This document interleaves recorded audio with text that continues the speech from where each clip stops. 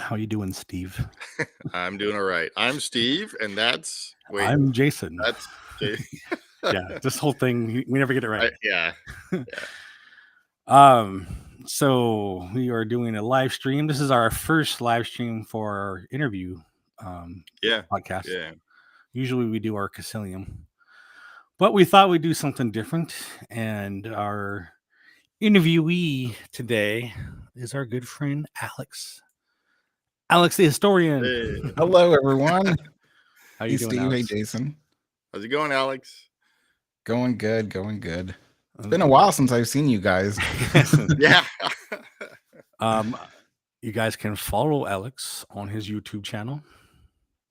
All right. Alex, the historian, you guys. What are you the historian of? Everything. Well, that's what we're going to talk about. and we got our first. Hello, Alex. That's the other Steve. Hello, That's Steve. Steve, right? Yeah. Hey, Steve. Too many Steves, I know. Yeah. I honestly know a lot of Steves, and I was telling that Steve that there is a Jason that works at my apartment complex who looks like Steve. That Steve, That's funny. the ribbon Steve. So I know a Steve, a Jason, and another Steve, and then another Steve that looks like a Jason. Yeah, that's funny. And there's like 3 or 4 Steves on my street. Well, I have my interactive realm company, whatever, and then my friend of mine out here has a friend who has a company called Realm Interactive. Like, that's really weird. Too funny. So what are we going to talk about? well, this guy right here. Where should we start here? From the beginning? When did you take your first? Should we start with like how I met you guys? Then we can go back from there as to like where I started. We've told the story ourselves a few times, but never from your point of view. So yeah, let's go ahead. Why don't you go ahead and tell the story? So one day I was being harassed. No, I obviously already had my YouTube channel by then, and at the time I was only Disneyland content, and so I used to visit the park about every week or so. And I don't remember, Steve, did I meet you in the park first or at that meetup first? No, in the park. In the park, right? Okay. Yeah, your soup, remember? The soup, your yes. chowder. So I go to this restaurant in Frontierland called Harbor Galley, and I used to get this lobster mac and cheese. And so I was just having lunch there. I was in the middle of filming vlogs and stuff, so I'm taking a break, I'm eating lunch. But I actually got a soup this time, and I want to say clam chowder because I was just feeling clam chowder that day. Yeah. And I'm sitting there at the seating area, and then here comes Steve and his friend. And Steve's like, "Oh, you're Alex the historian." I'm like, "Yeah, I am." I try to be really friendly and talk to people who want to talk to me in the park. No. I'm like, get out of here. Yeah. But yeah, and so I just got in conversation with Steve, and the conversation kept going and going until his friend was I'm like, yeah, you gotta leave because my soup's getting cold. But great conversation. Can you go now? Yeah. But it was really fun to talk to him, and we had a lot in common and a lot to say. And then I think the second time I saw you was at the meetup. We had a friend that did like the second time was I was trying to find my cousin, and I found you instead. And then that's when I said, "Hey, I have an extra camera. Do you want it?" And that's when and then I think at the meetup is when I gave you the camera or something like that. I don't remember, or it was after the meetup. I don't remember anymore. I don't remember either. Yeah, but it was a few times because you came. My sister had a little birthday get together for me over at Disneyland, and we asked Alex to come, and so we hang out with that. And then I think it was after that the meetup came, I think, with Kris. Yes. Yeah. And that's when we met Kris for the first time in person. Yeah. Yep. Yeah. LMG And then Vids. Yeah. yeah. Yeah, LMG Vids. I felt so starstruck. I was like, "Oh my gosh, I've been following LMG Vids for like since 2015 and, now I'm getting to meet him, Yeah. But and then I met Jason because I think you had sent me an email at first kind of talking about how you enjoyed the channel and stuff like that and and you thought you could help me out and stuff and because you were in your latest videos at that time, you were talking about you wanted to get this camera, and it's like, maybe I can help you out, Yeah, because I had like a few different cameras when I started off my channel, and each one kind of went kaput, like at one at a time. The last one I had before the one that Jason got me, I had Steve's old camcorder, and that was good, but I wanted something that could do like 4K and stuff like that. Yeah. And so I was like, oh, I want this. Back at the time, Osmo Pocket came out, the first one. And I was like, I want this and see, and Jason contacted me. He's like, I think I can help you out, and so at first it started off as just like kind of meeting you to do like a sponsorship kind of deal, like just kind of promote the channel and, and so, but we ended up like hanging out several times and it was just, we had like a lot of fun. And so we just became friends after that. Yeah, even that first night that we sat down in like a Starbucks or something, we talked for like 3 hours, I think. We did. Yeah, we were like just sitting down at Starbucks talking for several hours, but it was fun. Funny. I just ended up like talking about Disneyland the whole time and just everything. So it was just something that really clicked between all of us, Kris and then Steve and Jason and Brett and everybody else. There's so many people. And then Steve and I met because of that little TV that he has back there. Because I made one, and then he was like, "Oh, how do you do that?" And I sent him some stuff, and then we met at the parks, and then like now we're all just like good friends and chat all the time. And yeah, we're in like a big group chat on the phone. I wake up every morning. There's like, bzz, bzz, bzz. Sometimes it's too much and I have to like turn it off. And then Kris just ignores us, and so well, he's doing it right now. Kris should be coming on, and he's not. But Kris, you're still welcome if you have time. Okay, so let's we talked about how we met, but what got you started actually wanting to make videos on YouTube? So I had already been somewhat of a Disneyland historian. I had, all my life just been studying the place, studying Walt Disney. And, and back then there was no YouTube. So it was like everything you learned, you had to learn from books and from articles. And like, I just collected all kinds of physical media that I could learn, Disney from. And but eventually as I got older, YouTube came into the mix. And so but at the time there was only like literally less than a handful of content creators who were making anything related to Disney, anything related to history.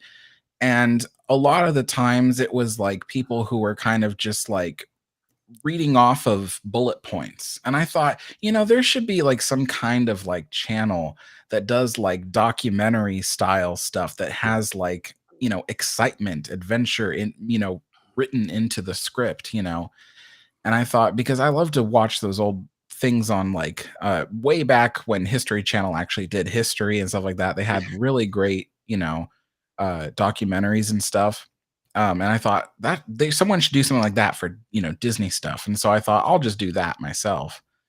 But what had really like made me actually do it though was at that time, that was 2016. And I had experienced several like tragic deaths in the family. My mother died. And then later on that year, my grandmother died. And so I needed something to kind of take my mind off of all that stuff because it was just dragging me down. And at the time I was like opening my own business and stuff like that. And it was just, there was a lot of stress. And I thought, what makes me happy? And I thought talking about Disneyland history makes me happy, So that's what finally gave me the final push to just make the channel, because I thought, what does it hurt? So I started making videos, and at the time they were very like rudimentary videos, stuff I would never make today, because I just have much better quality today. But people loved the original series so much. It It was was me. just, yeah, Steve, yeah. Yeah, we all met. So Yeah, yeah. And back then it was just like I just basically did like I put together a slideshow, and then I would talk over the slideshow. And it had no script, no anything like that. I just talked over a slideshow, and it was kind of like a lecture series. But over time, I learned how to make these documentary style videos that I really liked, and yeah, I just went from there. So to this day, when I edit my audio, I'm like, nope, doesn't sound like Alex's. Your voice, you just have like this Yeah. natural like narration that just sounds good, and I'm like, damn it. Yeah. that took a while to develop that. I basically, it was just all trial and error. I was just like, okay, I don't like how that sounded. I'm going to redo that again. And I just kept, redoing it until it sounded like what I wanted it to sound like. Yeah. Wow. And even to this day, I'm still fine tuning it, So Yeah, but at least your voice doesn't do like mine, where it goes. I know. no, I'm done with a little puberty. girl, and I gotta edit it out. Yeah. So, what came first? Your interest in Disney or working at Disney? My interest at Disney came first. I think the first time I ever really realized that I was kind of like obsessed with the history of the park was probably 2002. And I was just like a kid back then. What was I, 10? Yeah, I was 10.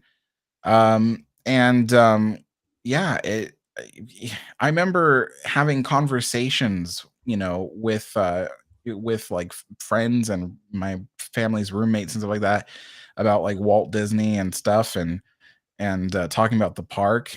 And I used to draw like pictures of Disneyland. So like to this day, I could draw a picture of Disneyland as it was in like 2010 or 2015.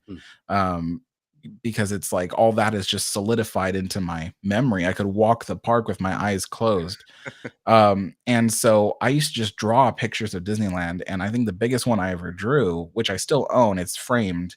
It's like a 3 foot by 3 foot picture of the park. And yeah, so that was when my interest started. But I remember when I got old enough, I was 17, I was old enough to have my first job. And I immediately told my dad, I'm like, well, I'm going to apply for Disney because I really want that job. My dad was already working for Disney at the time. I helped him get that job too, because when he was like learning he was training for the job, I kind of like helped him along with like Disneyland history, and then like helping him memorize like all the things he needed to memorize.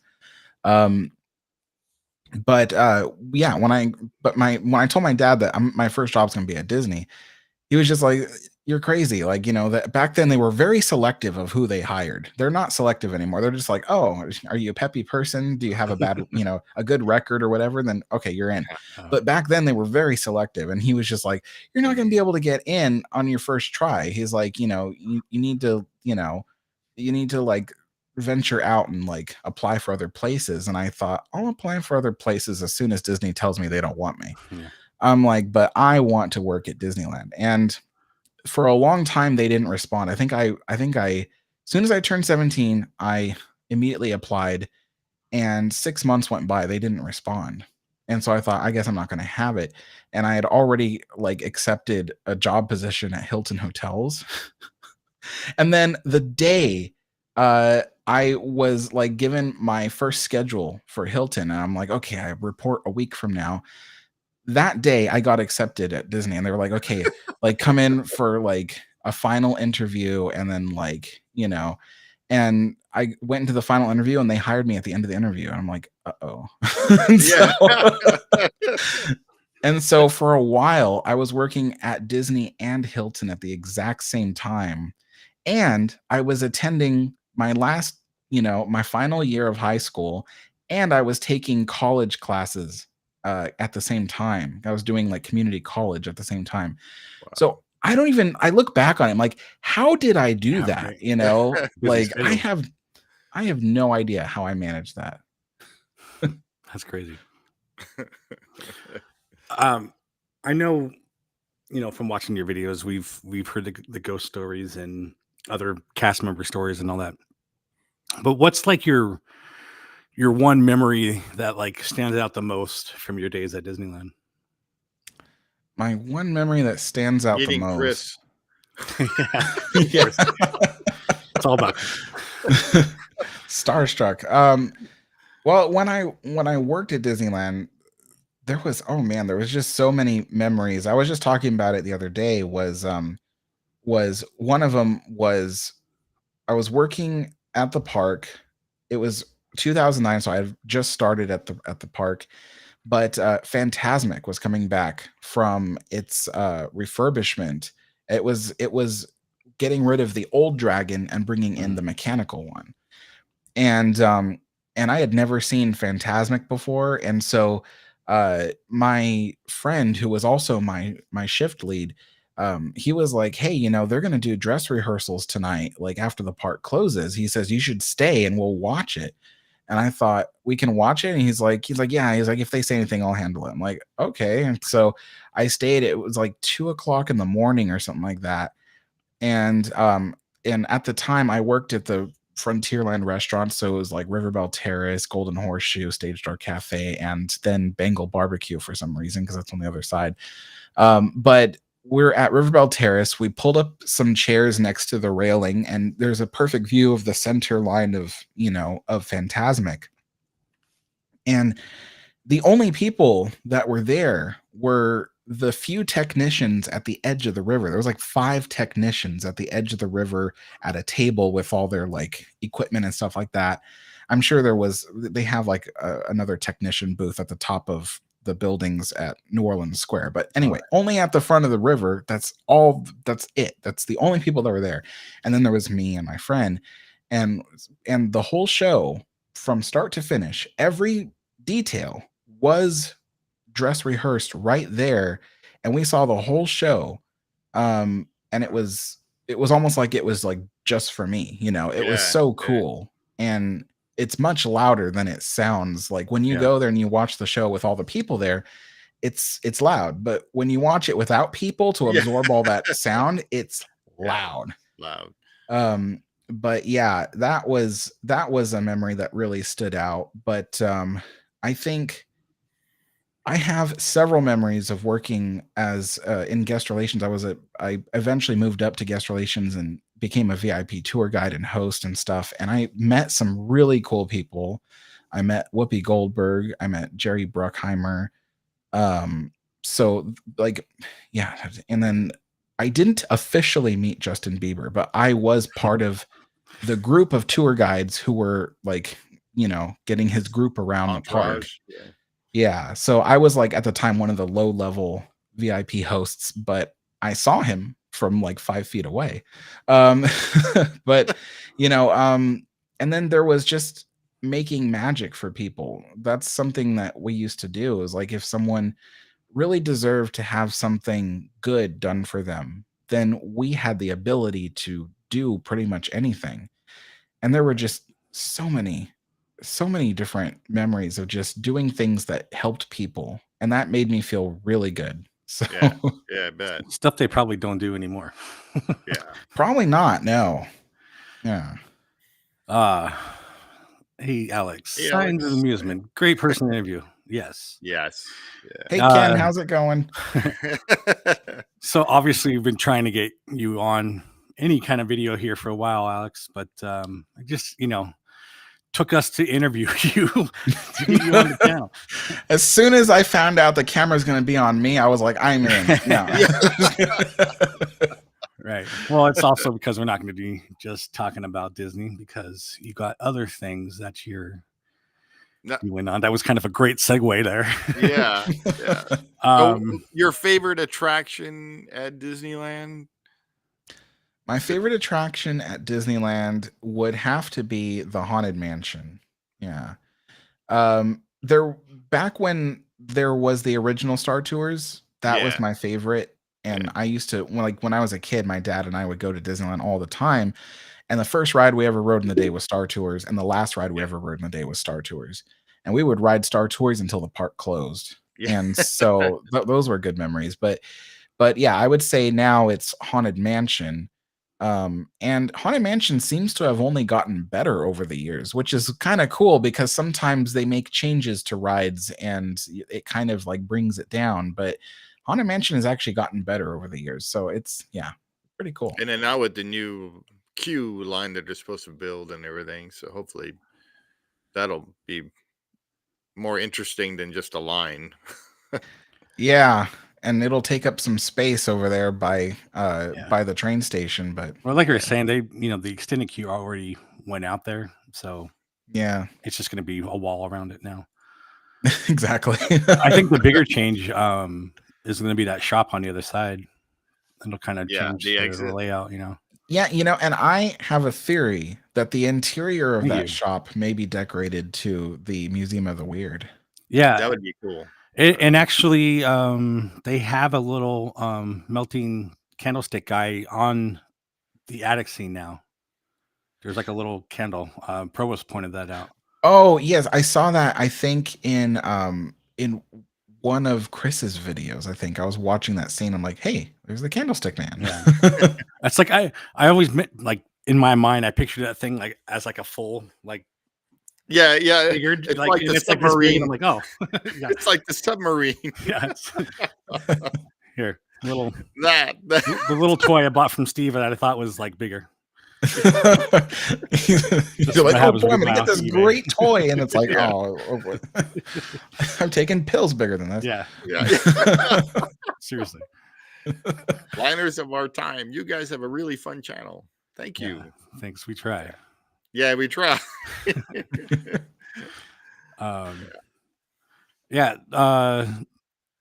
So like I was saying, segue before, don't want to keep everything on Disney, but yeah. So I was going to from the train because one of his favorite attractions. That's too, what I was just about to do. Locomotive, as well. the steam train at Disneyland. Yeah, because you just had the video out where you did the simulator as well. So yeah, did that yesterday. Yeah. So you have a love for trains, just like Walt, and you have your own model scale train, and you do video games on the train. So what's I mean, I guess what's your favorite? Like, do you like playing the video games? Do you like building them? Do you like riding them all around? Or I think my favorite is riding trains. And then second favorite would be probably like operating the model railroad. Yeah, he doesn't like building the tracks. I don't like building it. I build it, and I build it to the incredible detail that I do because it's like it would bother me if I did it any other way. But I don't actually enjoy the process of building a model railroad because I have an incredibly like short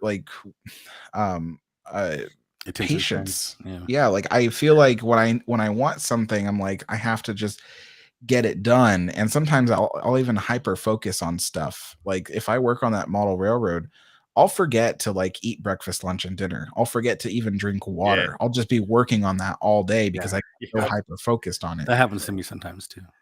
Yeah. We'll have to share the link for your train layout and everything too.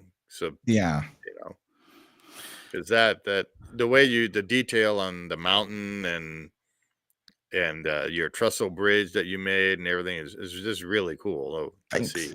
Yeah, and seeing it in real life, I saw it in real life. So. Yeah, I still like. I have no time, but I still want to make you a like laser cut building that you can put together. The what? Like a laser cut building that you can put into your train. Yeah, that'd be cool. It would save me some time. Man, I'm like literally taking these little stir sticks and I'm making like wood boards out of them and stuff. Yeah. It's crazy, but I'll do it eventually. As soon as I can design it and then get your opinion on it and then we can flesh that out and then actually cutting it out. That'd be kind of cool. And then watching it like make a video of me doing that, and then you having like the finishing side of it. That'd be kind of cool. Yeah. Yeah.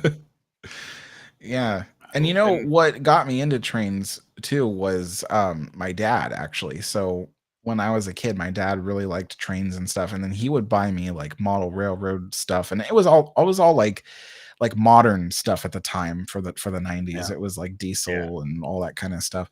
But as I got older, I was like, I really want to have like a model steam railroad and stuff like that. And um but I found out my grandfather, he was my great grandfather. He really enjoyed model railroads too, and he had like N scale, and so he would like operate N scale stuff, and so I inherited some of his things when he died. And but yeah, I eventually moved to the current scale that I operate, which is ON30, because I couldn't operate the kinds of things I wanted to operate in the other scales. It just didn't exist, or it didn't work very well. So maybe someday Alex can ride my train car. That's from Steve. What kind of train car does he have? Do you know? So he has the West Palm Beach car. It is a 1940s era. Is it in your backyard, car. Steve? It is. It's at a railroad museum in Arizona. Oh, okay. Arizona? Yeah, Arizona. Oh, really? Yeah. And is he out here? He lives in Las Vegas or near Las Vegas, but he visits the train car to work on it. Oh, interesting. I'm like trying to remember details about Steve. Steve. You'll have to send me info. Maybe I can go do a video on it. Jason is in Arizona, like Phoenix area. So yeah, I'm sure he'd be cool with that. But yeah, it's pretty cool. It's like kind of like okay, good. I got all the information correct. I was like, oh man, I'm like, I'm being tested on the knowledge of my friend. I'm like, oh boy. That was a surprise we just threw on you. It's in Chandler, Arizona. Okay, so that's out there by Gilbert. So yeah. So yeah, it's pretty cool. The work part. He's been doing on it. It looks kind of like a Art Deco kind of streamlined modern kind of car. It looks really neat, and you know, the more he works on it, the more done it gets. But yeah, cool. So being into steam, that's when you started with like the ships and stuff, or yes. How did that start off with being in the steam engine? Because you got into steam engines from the trains, right? Yeah. So in my lifelong love of steam trains, I kind of learned about other things that operate on steam, and not just ships, but like just like all kinds of steam engines, steam tractors, and stuff like that. I'm obsessed with stuff that runs on steam. But the thing that got me into ships, believe it or not, was not Titanic. A lot of people who are into ships, they say like, oh, the Titanic was my first interest. But for me, actually, it was the Queen Mary in Long Beach. Because even though I do like the Titanic movie, I never actually like researched the Titanic itself. I think my dad bought me a book one time, and I kind of like flipped through. It's like a picture book. I kind of flipped through it and stuff like that. But I didn't know anything really about Titanic that I learned for myself. It just never struck my interest in any kind of meaningful way. But I did visit the Queen Mary a few times in my life, and again, it was just like Titanic, where I was like, it's cool looking, but it's not really my interest. But it was in January 2020 when my friend Kris, or you know, well, you're a friend too, yeah, but you know, he's my friend, you guys. No, yeah. But when Kris was like, hey, you know, like we should like go and hang out at the Queen Mary. And he was like, let's, you know, we'll have Steve drive us and all. Yeah. I came down from Santa Maria, where I used to live, and then we just hung out the whole day over there. It was great. Yeah, and I just thought it was a ship. And I lived like 10 minutes, 15 minutes from there for 20 years, and I only went there a couple times, and that was it. But now it's like you learn the whole history of it. Yes, that was rather interesting, was that the night before we went, on that final trip to the Queen Mary, I was like, maybe I could film a vlog. Because at the time, my channel did vlogs at Disneyland. So I thought, I heard that Walt Disney rode on this ship. I heard that Disney once, leased the ship and was going to build a theme park next to it. So I'm like, maybe I can tie Disney into this Queen Mary thing. And so I did a little bit of research on the ship. And from what I read, it was just fascinating. I was just like, wait a minute, why does nobody else know this? I'm like, this is like some cool stuff. I mean, by nobody, I mean like regular non-fans of the Queen Mary. I'm like, how Yeah, does like me. this yeah, like how does this not, constantly make, headlines in newspapers and stuff like that? Just amazing stuff. Like you see all kinds of things all over the world, like, oh, here's a war veterans memorial and here's information about all this memorial, but you never see anything on the Queen Mary during like Veterans Day or whatever to like learn about any of that kind of stuff. And there's some really Yeah. cool information there. And so when we finally went to the Queen Mary that day, I was so excited to see everything and just walk around and like video everything. And yeah, but when I walked aboard the ship, it was like transformative because it went from something that I was like somewhat interested in to something I was obsessed with. And then I often tell people, I'm like, there was something almost supernatural about the ship in the way that it suddenly tugged at me. Like, Well, we saw it. Yeah, well, we saw it, but I mean, Yeah. it was like No, I you saw walked around. you. Your love for the ship just came out, and you just saw it in your eyes how much you just fell in love with the ship. Yeah, it was so weird. It just changed me, and seeing the ship so tired and neglected at the time, Yeah. it just called out to me like it needed help. And of course, I can't really do anything. I'm just like at the end of the day, I'm just a regular person. I don't have any kind of power or influence over anything. But I thought, the one thing I can do is I can make videos, and maybe I can try to like get other people interested the same way I am. And the Queen Mary from then on became kind of my new obsession. But I never thought I would make all kinds of history videos about the ship until almost a year later. And that's a funny story in itself because Steve, I don't know if you remember Shiloh, Yeah. we Yeah. found Yeah. him on the ship at We the were eating time. lunch. Yeah. Who's this kid? Yeah. At the time he was a 15-year-old kid, and he was like dressed in a kind of like a captain's Cunard uniform. Yeah. And I got him in my footage at one point even because he was walking around the Yeah. ship too. And so I got him in my footage. But later on in the day, you, me, and Kris, we were eating lunch at the Chelsea's Chowder House restaurant. And I was looking for like where to find this like big Lego model of the Queen Mary because I'm like, Yeah. where is this thing? Oh, that's right. And Yeah. yeah, and then next thing you know, Shiloh and his mom are sitting at the table next to us. And I remember thinking, if there's anyone on this ship that knows where things are, it's gonna be this kid, So Yeah. yeah, so then we asked him directions. But the odd thing was that like almost a year later, when I decided, you know what, I have enough knowledge of the Queen Mary now that I kind of want to make videos about it. I'm like, but I need someone to check my work. I need someone to like say, oh, you got this right or you got this wrong. And I thought the only person I know is that kid, but I don't know where he is. And next thing I know, I find out the person who's been commenting on my channel was Shiloh.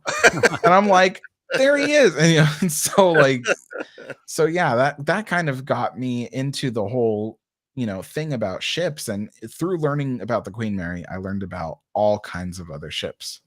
So yeah. Yeah. So I mean, I guess, is that about the time that you just decided that focus away from Disney and then just make videos about ships? I know you did a couple on San Francisco cable cars and stuff too. Like, what made you just decide, to make the shift?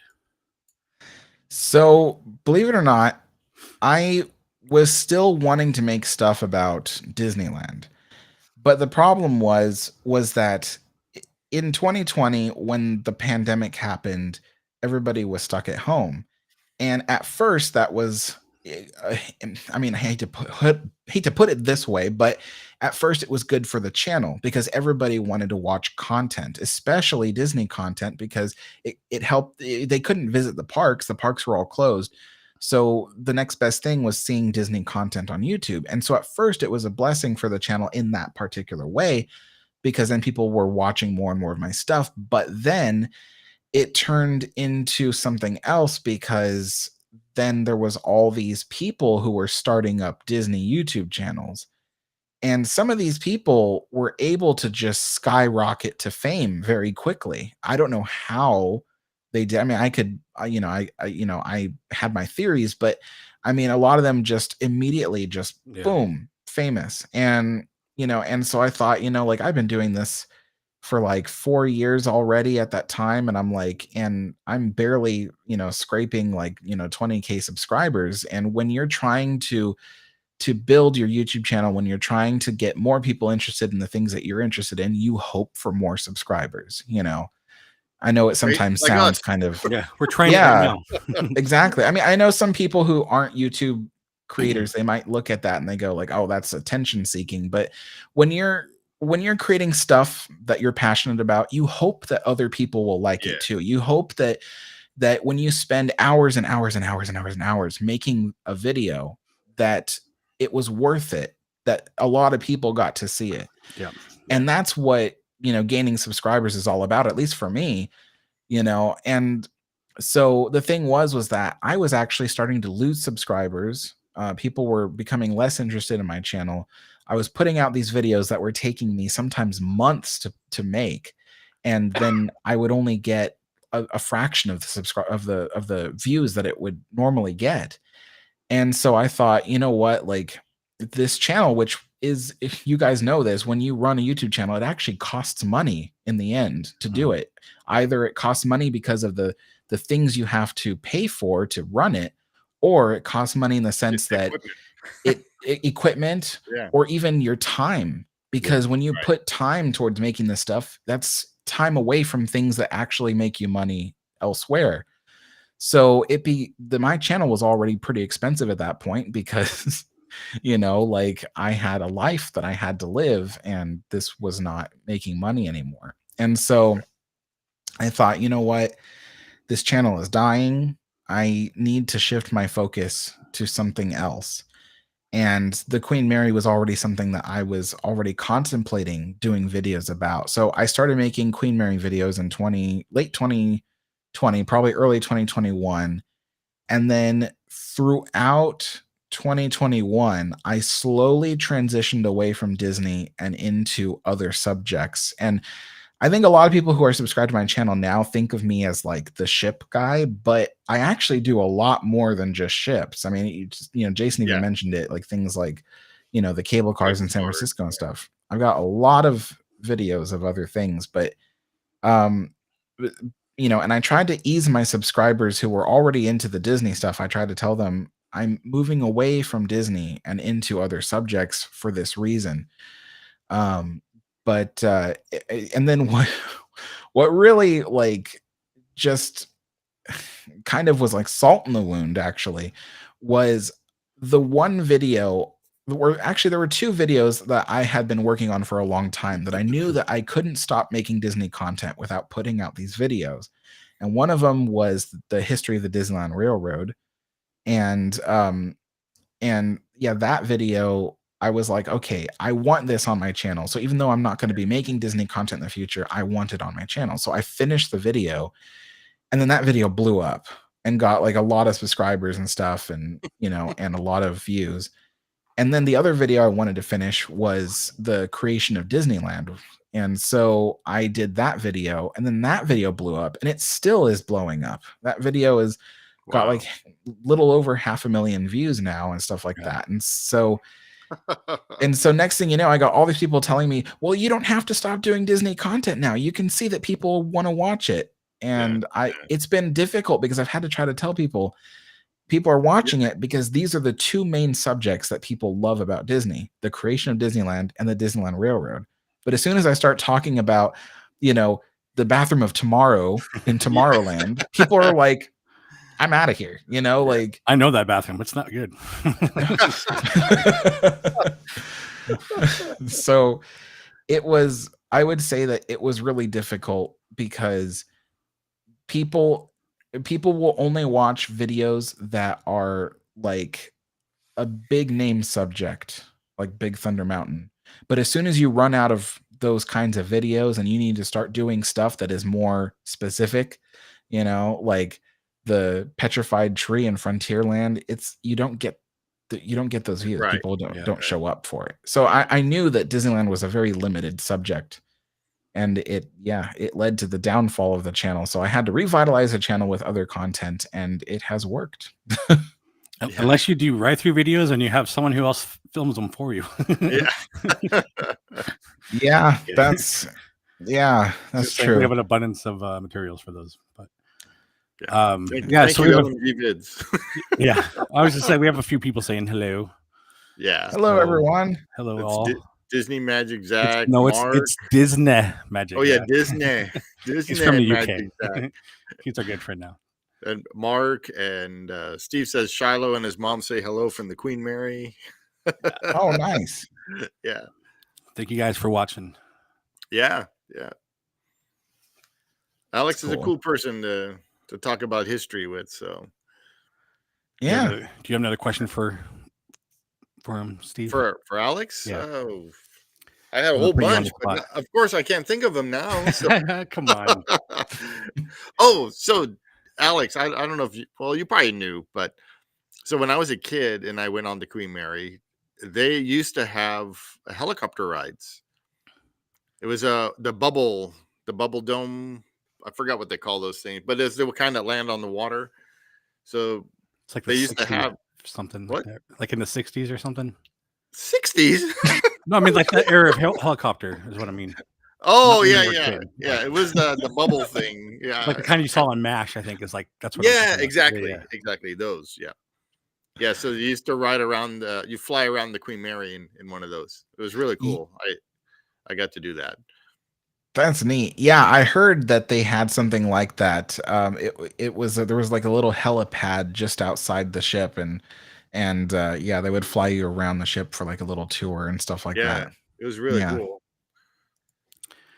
It's neat. And Mark says Alex is the awesome. Yes. Just one. I is the awesome. Yeah.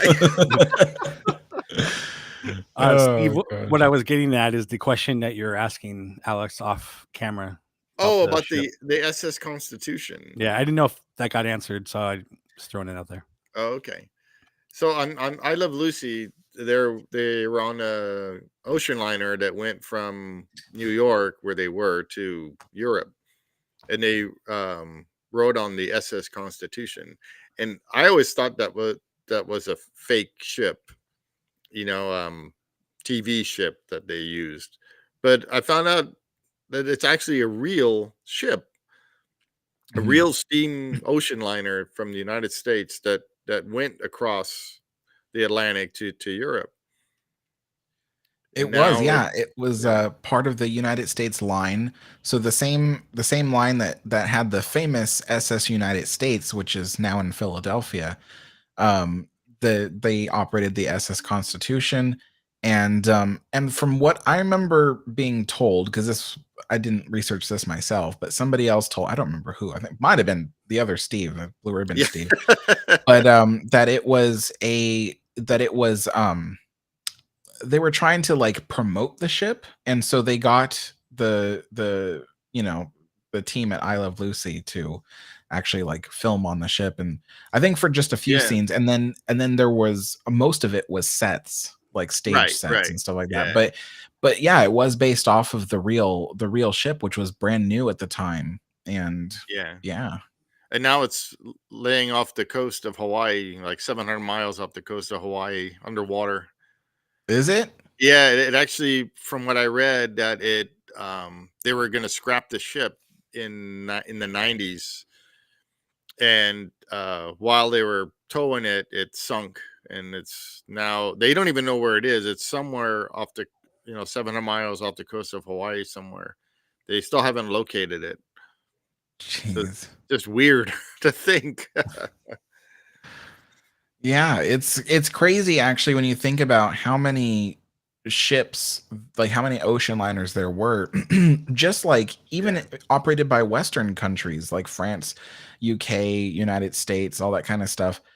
And there were just tons of them, and most of them were just like scrapped and stuff like that. And Yeah. some of them were like some of the most beautiful ships you've ever seen. Like I Well, know and I then often trash like the SS Normandy, but if you ever like saw the SS Normandy, it is a wonderfully designed ship. It is, I mean, people say it's the most beautiful ship ever created. I reserve that for Queen Mary, but yeah, if you're looking for a literal palace on the water, that would be the SS Normandy. And it's amazing that it never, it caught fire just at the start of the war, and they never got to use it for a troop ship or anything like that. But it's amazing that it didn't come back. Usually like they would like rebuild and reconstruct the right, ship or something. But right. yeah, that is a really crazy like you know design of a ship. But yeah, Yeah, because I remember you were gonna do the other ship too, the one that my parents actually took from Indonesia to the Netherlands after the war when they got kicked out of Indonesia. My whole family had to take that. I forgot the name of the ship, but it's the one. TSMS Laconia. Is that what it was? And then Mhm. it went to Greece or something and sunk or something like that. Later on, they sold the ship. Yeah. It was a Dutch ship, and that was, I believe, was also steam, wasn't it? Or it When may it have been. when it first see, I'm trying to remember what because I almost did an entire video on it. Yeah. But I don't remember now, but I think it was originally steam, and then they They converted it converted it. to a diesel. But I don't remember anymore. But yeah, that was a video I was gonna work on. I remember working on it for like 6 months. Yeah, It was like, because I remember you asking me about, some of my family members that were on that ship, if they had any stories. And I just yeah, remember my mom saying how rough the seas were, that a lot of people got sick, and it was just, and then going through the Suez Canal and in the Red Sea, how hot it was over there, and it was a terrible trip for all of them. Hmm. yeah, it had quite a history. And what was interesting about it was that it had these really beautiful interiors. Like it was a very, it was a small ship, but Yeah. what it had was just really beautiful on the inside. And I think that's what made it so appealing as a cruise ship for the Greek company.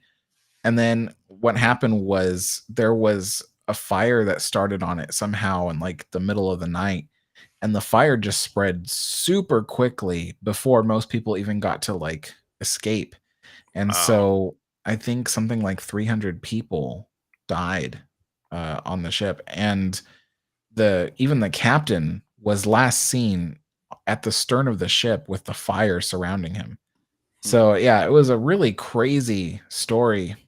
And yeah, I was going to work on that one, but Yeah. that's an interesting subject in itself. Was that I originally was going to be doing like all these like documentary like full history of ships kind of thing on my channel. But I would work for months on a video about the history of a ship, and then right as I'm about like to to like put it together and then finally post it, somebody else posts one and it gets a lot of views and everybody loves it, and I'm like, great, if I post this thing now, it'll make me look like a copycat, Right. and then what's worse too is that sometimes the videos that people posted were much better than mine, and so I'm like, ugh. So Now you don't want to put it out there. yeah, so that one of that ship that your family was on, like there's a Yeah. much better video out there about it now, and it's like 30 minutes long. Mine Well, was like gonna be 15 minutes. His is like I 30 would minutes still long. love to see your version of it though. But Yeah. since I'm a fan of you, so Yeah. I know everybody says, "Oh, you should still do those kinds of videos, though." And Yeah, but I know what you're saying. Inside of you and stuff, it just doesn't feel right. Yeah. You don't want to put something out that you don't like. So That's the same thing with my horrible Jack mask that oh yeah. Disney Dan did ahead of me. Yeah. But yeah, I mean, Yeah. you could wait a bit and then put them out like next year or whatever. That way there's enough time. I don't know. That's what I was thinking. So yeah, I mean, I did think about that, but it's just I realized that there was an even larger issue, which is that everybody's putting out these kinds of videos, and so it's kind of like I've always wanted to do something that other people aren't doing. yeah, And I mean that's exactly what this whole channel is about. Yeah. But everybody always says this. You put your own spin or take on certain things, and you don't have that content on your channel. So while you know that other videos out there, your subscriber base might not. That's what everybody is always like put it in perspective for me. So that's true. But it's funny how I did those "Where Are We" videos. The map, the overlay. Alex sent me a map of where the Haunted Mansion and stuff, and then all of a sudden I see some other YouTuber doing the same thing. Yeah, like as far as I know, you were the first one to do that kind of thing, and then after that, there's other channels started showing up with those kinds of things. I'm like, yeah, yeah, and him doing those, and then us talking about it is led me to the idea of doing these commentary write-throughs, and actually I took his idea for the Matterhorn, and we had our own like 3D track layout that we did. That was cool. Yeah, he put Bob Gurr in a bobsled. In a bobsled, yeah. So Alex,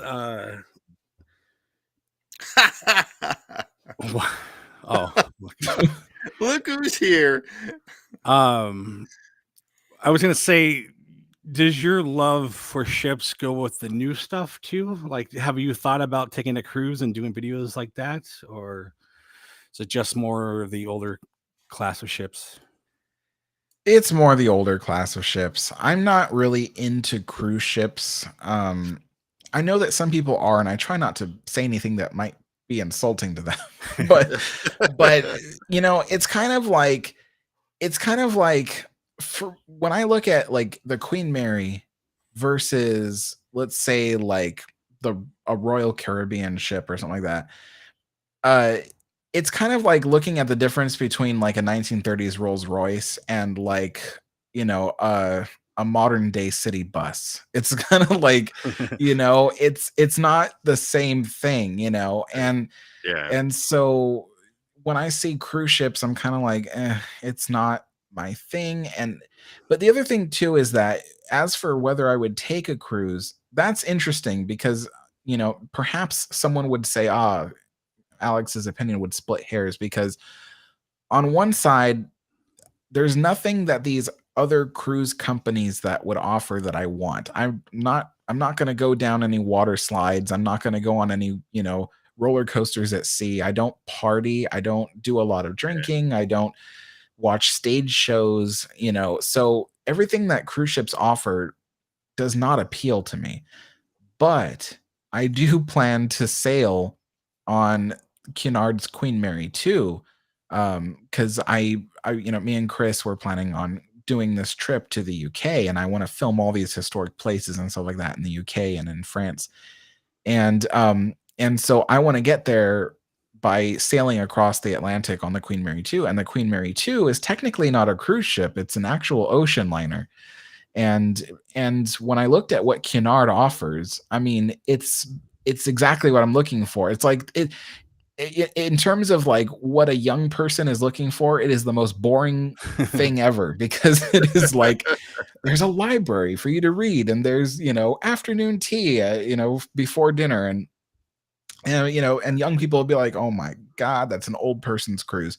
But I mean, that's who I am, like I'm, besides the videos, I'm a kind of boring person. I was gonna say though, when you get to the UK, we have the perfect tour guide for you. Oh yeah. Disney Mr. Toad. Not Mr. What? Our friend Disney Magic Zach. He's in the UK. Yeah. Ooh. Disney. Oh, Disney. Disney. Disney Magic Zach.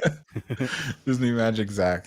Nice. Zach's a good guy. So Yeah. And this guy is too. this is the goofy guy. Yeah, Jeff. He is our third host, I guess, and he's taking a little day break, I guess. So hopefully Jeff will be coming back soon. But yeah, we've had several videos with Zach. He's a hoot. He's a good guy. Just starting out his channel. So yeah. Nice. Anyway. I want to go to the UK and just hang out with him. He does his podcast, you know how? On the couch. On the couch. He's just like He lays on the couch. Makes me want to change my whole setup to a couch. You know what I want to do when I get to the UK is I want to go to a pub, like a true British pub. Yeah, just don't wear the wrong colors. Yeah, Really? yeah, We're we were talking about talking about that. Football color is the joke. Yeah. Never mind. Oh, Yeah. okay. Zach knows. Sports just goes right over. Well, my because head. we were talking about football because it's soccer, whatever, you know. Yeah, I was at a baseball game once, and I was asking my friend if anybody scored a touchdown. Yeah, that's the reaction they had with me too. So Yeah. That's like Ferris Bueller. Like who's winning? It's tied. You know, I forgot how that joke goes. The Bears, whatever. So, Yeah. what's next? Do you want to do you want to try the games, Alex? Or yeah, is there anything else, Jason? That I mean, I guess. I was trying to think of something else, but Well, what I was getting at was like, what do you see for the future of your channels? Like, what do you have yeah. coming up? What ideas do you have? I guess. Yeah. so I want to produce more content on historic places and also more historic ships and things like that. I want to try to visit more physical locations that I can video and vlog and stuff like that. So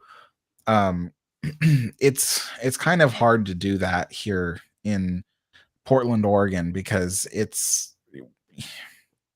we're so far away from everything that is historic, you know. And so I don't know. I do have this plan in my head about maybe moving to the UK or something, maybe moving to Europe or something, because everything that is historic is easily accessible and there's unlimited amounts of it. And so yeah, I think that is the long-term plan. And then the idea is to literally like vlog, film, create documentaries and stuff like that about various historic places and ships and stuff like that. Everything that has to do with the steam age, or maybe even if it's just interesting, I'll do something on it. But I try to stick to stuff that is, you know, between the 1800s and the 1900s. That's generally like what I try to stick to because that's what I like the most. I'm not much of a fan of like world history. Like I'm like, oh, the French Revolution. Like it doesn't interest me.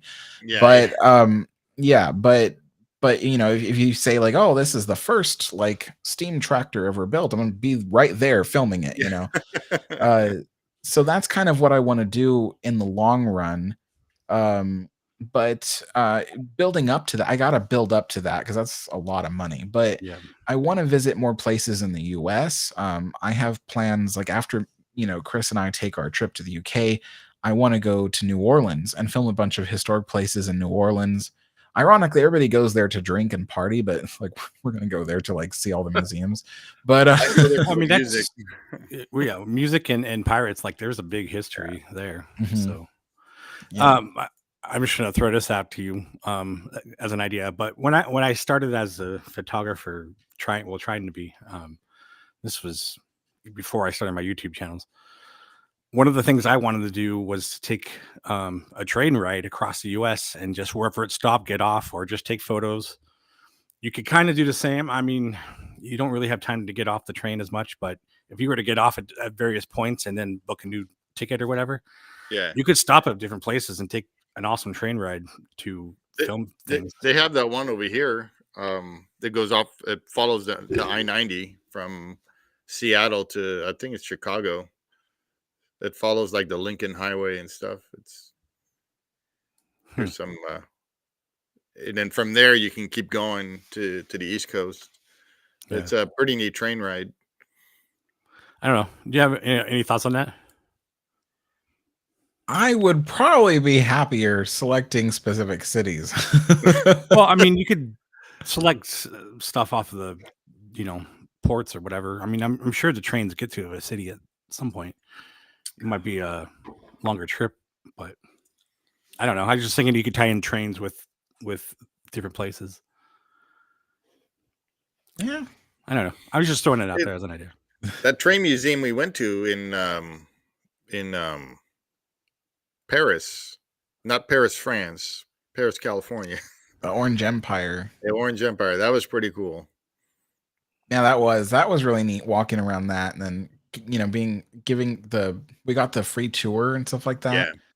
And seeing all the cars. I think one of like my favorite things was seeing like the old West stuff, like the old trains, and then we got to walk into that trolley that came from Dublin. Oh yeah, Remember yeah. that?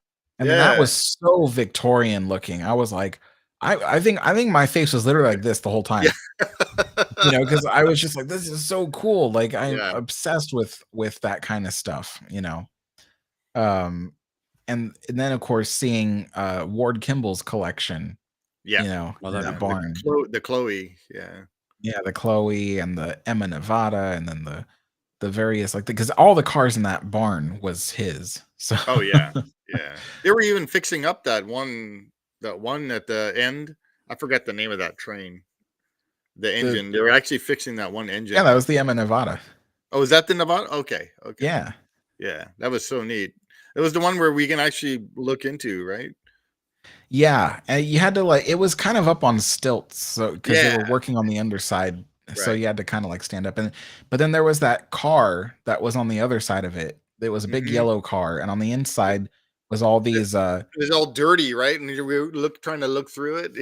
Yeah, and inside that one is the it's a passenger coach, and it's got all these original, nothing in it was touched. He didn't alter anything. It's original red velvet cushioned seats, and the seats are stuffed with horsehair. Huh. So wow. Yeah, crazy. Yeah, I remember because you have the video on that for the museum, right? I do. I think it's only available for my channel members, but yeah. Oh, okay. There was a time where I had to put all my vlogs and everything for channel members only, because I was getting death threats, people threatening me and my friend Mateo and my friend Eric. It was just really crazy just getting these threats. And I'm like, you know what? I'm just going to take their faces off of the channel for their safety. Yeah. Oh, and then also, if you see his name on TikTok, Alex the Historian, it is not Alex. It's somebody else impersonating you. Yeah, I have a real TikTok just for trying to report the person. Mine is alex.the.historian.real. But anybody else who does not match that name is not me. And that person posts, they take my video content from YouTube, and every day they post another video. They cut it up into 4 or 5 parts, and then they post it on the thing. And yeah, what kind of sucks though is there was one person who was defending me in the chat of one of the videos. They were like, "This is not the real Alex the Historian." Another person was like, "I don't care," and it was just wow. Yeah. Cool. Mark said he reported all the fake TikTok accounts. Yeah, I was about to say, all you guys watching, or in the future if you're watching, just go report this guy, because it's just not right. No. Yeah, and thank you so much, for everybody who's been so supportive, because I think one of the biggest blessings of my YouTube channel, I know a lot of my YouTube channel, I didn't want it to be like other YouTubers where they're all obsessed with, money and and popularity. They'll my channel, I don't even like do like promote products or anything like that. Like you never see like, the latest games or products being promoted on my channel because I don't do that. It's just like I try to like have like a higher integrity than other people do. I know like some of my friends won't agree with that because they're like, oh, you gotta like do the advertisements. Let's make a lot of money. But like I have found that my success comes from just people enjoying the content. And and so the kind of subscribership that is built up on my channel is made up of some really amazing people who I love talking to. I do these live streams Yeah, on my tea channel time. every week, the tea time streams, and Yeah. those are all about just chatting with my subscribers because It's they are cool to just watch the chat keep going, and everybody's talking to each other and talking with you. It's so cool to watch. Yeah, in a world that we live in where so many people are choosing to argue with each other instead of talking with each other, Yeah. it's kind of great to find this like little place where everybody knows your name. So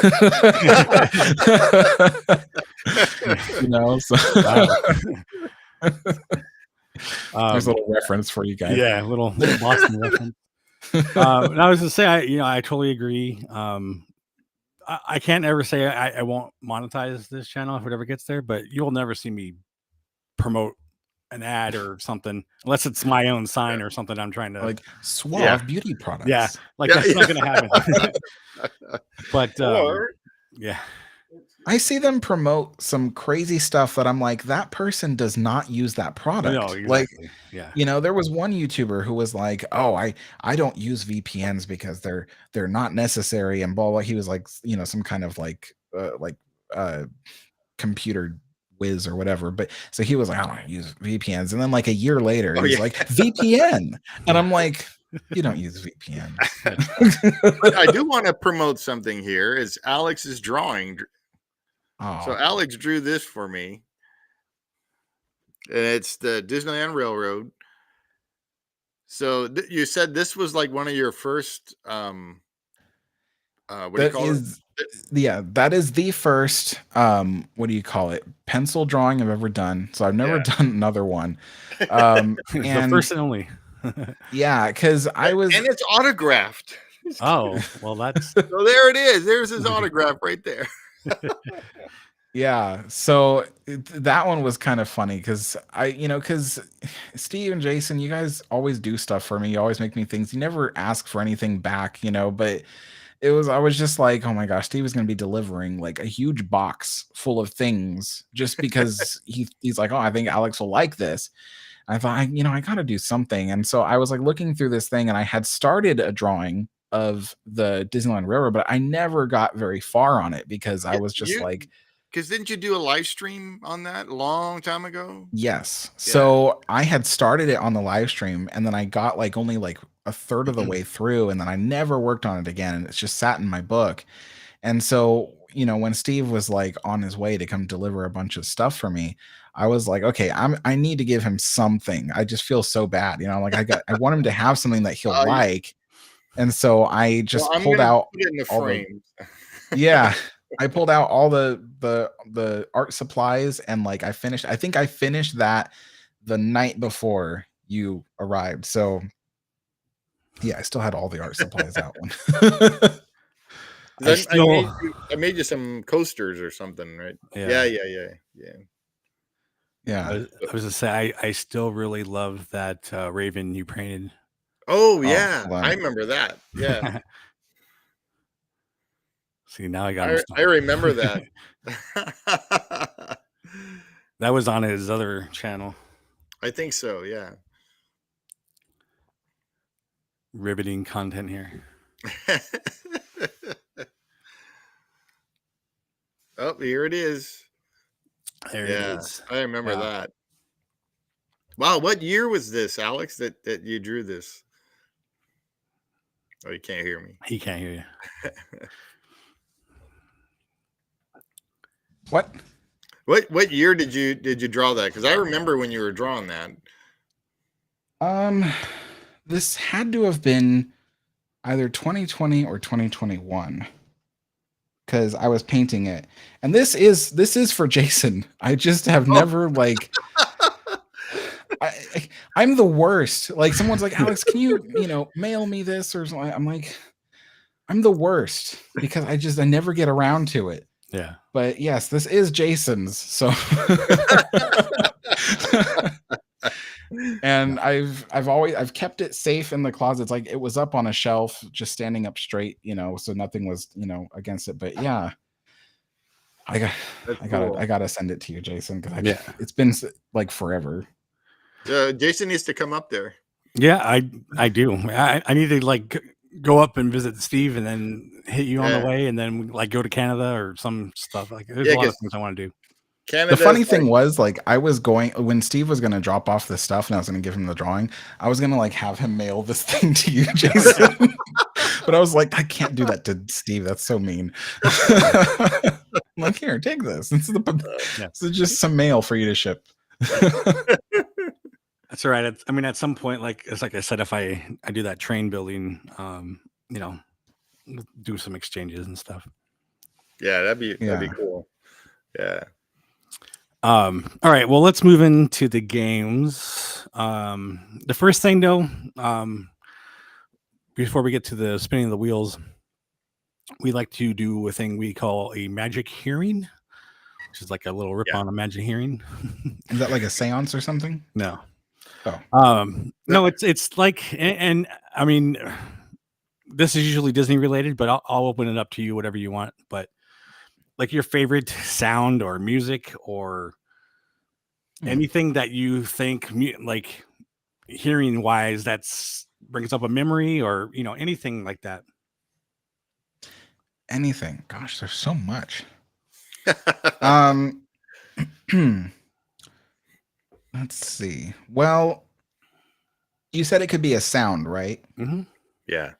So my favorite sound is the sound of the horse-drawn streetcar on Main Street. Oh, okay. The sound of the clip-clopping of the hooves and then the rolling of the wheels and the, and then it bumping along the rails and stuff. Like that is just such a nice sound. Sometimes I would just stand on Main Street while the horse went by just to see it and hear it.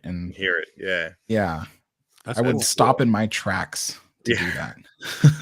I was telling Jason about how when you did the walkthroughs and I would wear my headphones and you can hear all sorts of different noises and things that you normally wouldn't hear if you were just to walk through the park and everything. So hearing the horses, that I never even would have thought of that. But now that you mention it, it's like it is a Disney thing. So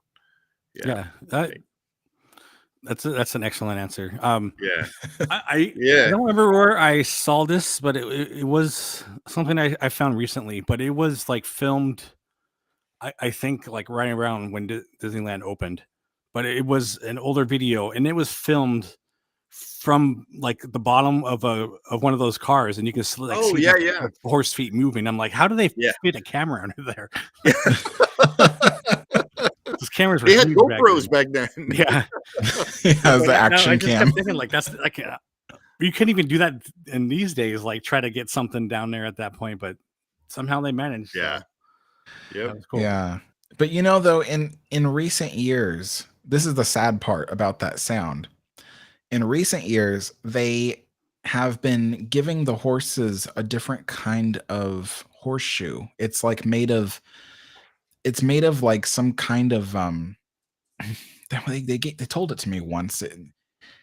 It's like a synthetic resin, but it's very grippy and rubbery kind of. You can still snap it with a lot of strength, but it's very bendy.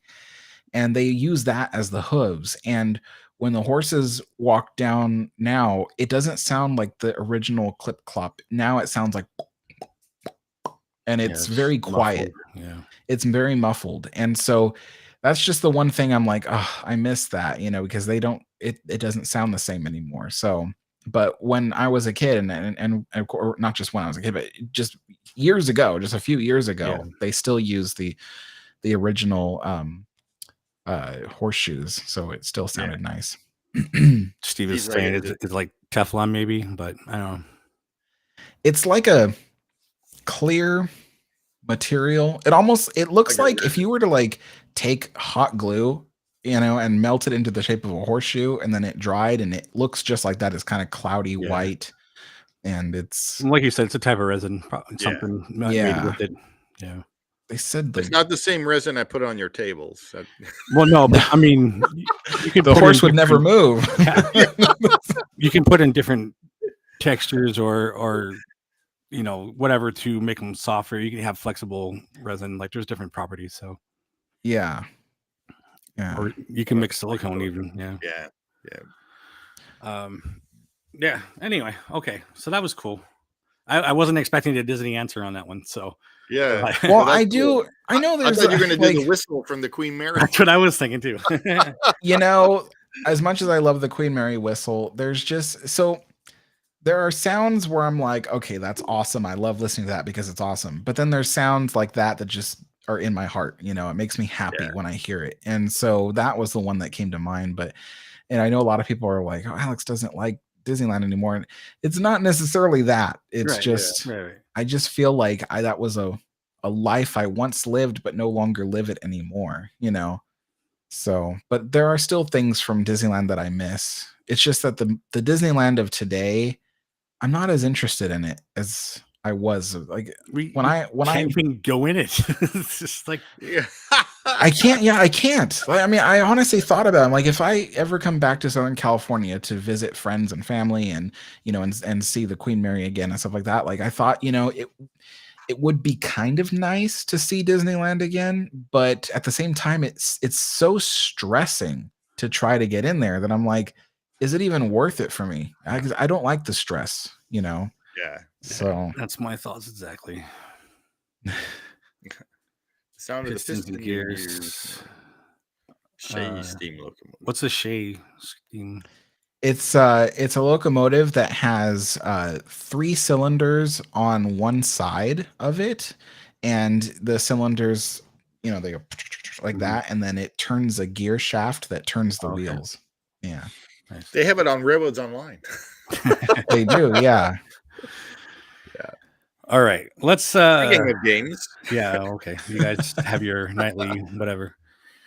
I'm not invited. Just kidding. Just no fun.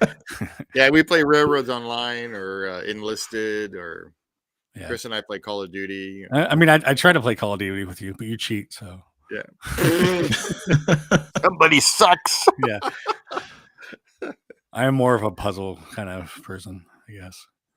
Anyway, we're going to get to the wheel now. And so what is this game? How do we play it? Well, you're going to go first. And so basically we spin this wheel to pick a park, and then you'll spin another wheel for that park, which has rides and restaurants. And then you get to open up your little blue sky imagination and kind of make it better, either food wise or, whatever you want to do. We call it BrewSky Rectify. Instead of blue sky, it's brew. That's where the whole drinking comes in.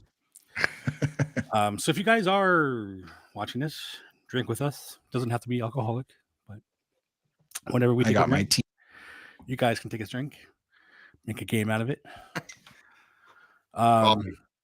Yeah. So again, whatever you feel like is making it better, I guess is the best way to put it. Okay. And then Steve's always going to get California Adventure. I hate it. You got Disneyland. And you get Disneyland. Good.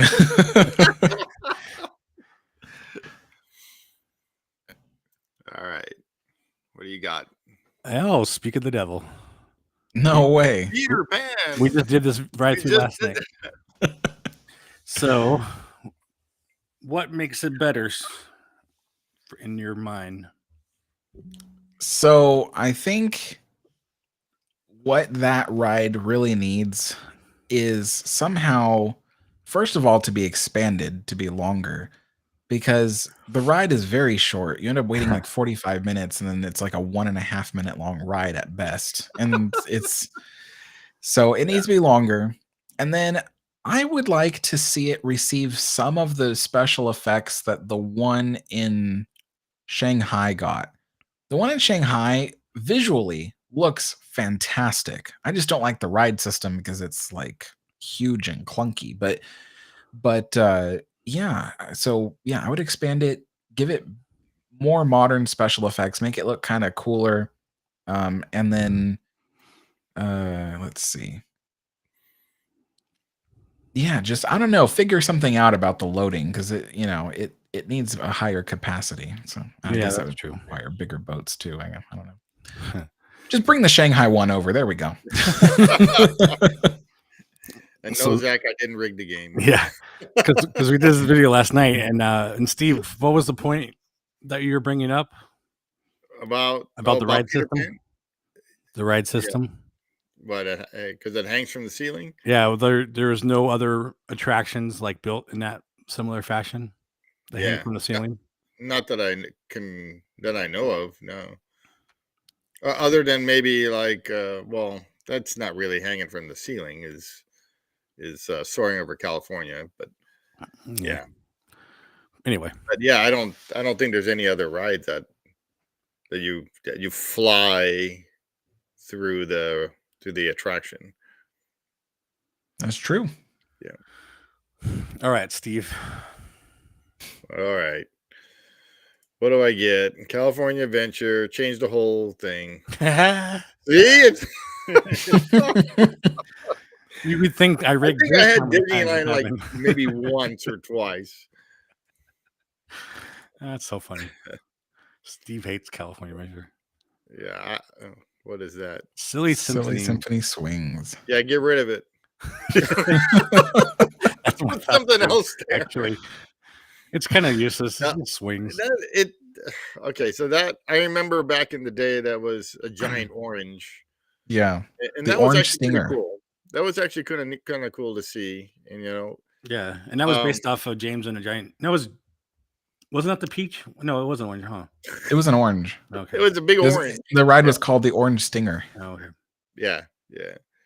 And that was back in the day when they had all the cool what do you call it? Games and stuff on the pier and everything. And but yeah, now I don't know. The lines aren't very long for that from what I remember. And I sat at that pizza place right across from it, and you eat outside, and all you hear is that stupid music going on and on and on and on. And so I would actually maybe put something else there, something I don't know. What were we talking about before when we needed another dark ride over there instead? Yeah, well, that's kind of a small footprint, but I think we were actually talking like a Baymax ride or something. That's it. Yeah. But that's on the other side. But Yeah. anyway, they should think of something else to put there because swinging on those swings and It's like the cheesiest carnival ride. it's a carnival ride, yeah. So, or if you want to, you have little kids stuff there, that jumping jellyfish thing. Put another kids ride there then instead of that giant merry-go-round swing. So, All right. anyway, that's my 2 cents. They should just take the word California out of California Adventure because it's not really California anymore. Yeah. No, it should be IP Adventure. So, yeah. Well, I mean, to tie it in back to the hotel, it should just be like something Pixar place or something. Yeah. Pixar and Marvel. It's like California Adventures, Pixar and Marvel, and Disney's more Star Wars and Disney, Mhm. Yeah. All right. My turn. Your turn. But Jason is going to get Disneyland again. So, yeah. See? See? It's not my fault. I didn't make these things. It's not my fault. It's a small world. I think I got this before. I don't remember. Maybe. What would I do for Small World? What did I know I gotten this before, and it was like make it more more like Pirates, where it has like little like falls, like where you go down, splash, and all that. Like make it Oh make it a yeah. little more adventurous, not so slow and all that. I can say the obvious and like change the music and all that, but like half of people are gonna hate me for it, so I'm not gonna say that. But yeah, no, I would just make it go faster and add more rapids and like splash downs and Rapids. stuff. Yeah, like actual jets that push it along and not just this slow ride. Make it more fun. And why stop there? Why not have like armed drop. machinists, machine gun people, and just shoot you up? Make it make it a shooting gallery so you can shoot. Yeah. It's a mix of a Small World and Buzz Lightyear. So that you shoot the dolls. And they go. That would be awesome. All right. Speaking of getting a hate mail now. Yeah. All right, we usually do this twice, so Alex, you get to go again, Okay. and then gonna be Steve will do Disneyland another again. California Adventure. Wait, I can't see it. What is it? Oh, sorry. Disneyland Oh, again. Disneyland. All right, Alex, what are you gonna get? It's gonna And be it Pirates. is- No. Oh, Rancho It del is, Zocalo. yeah. No More cabbage. cabbage.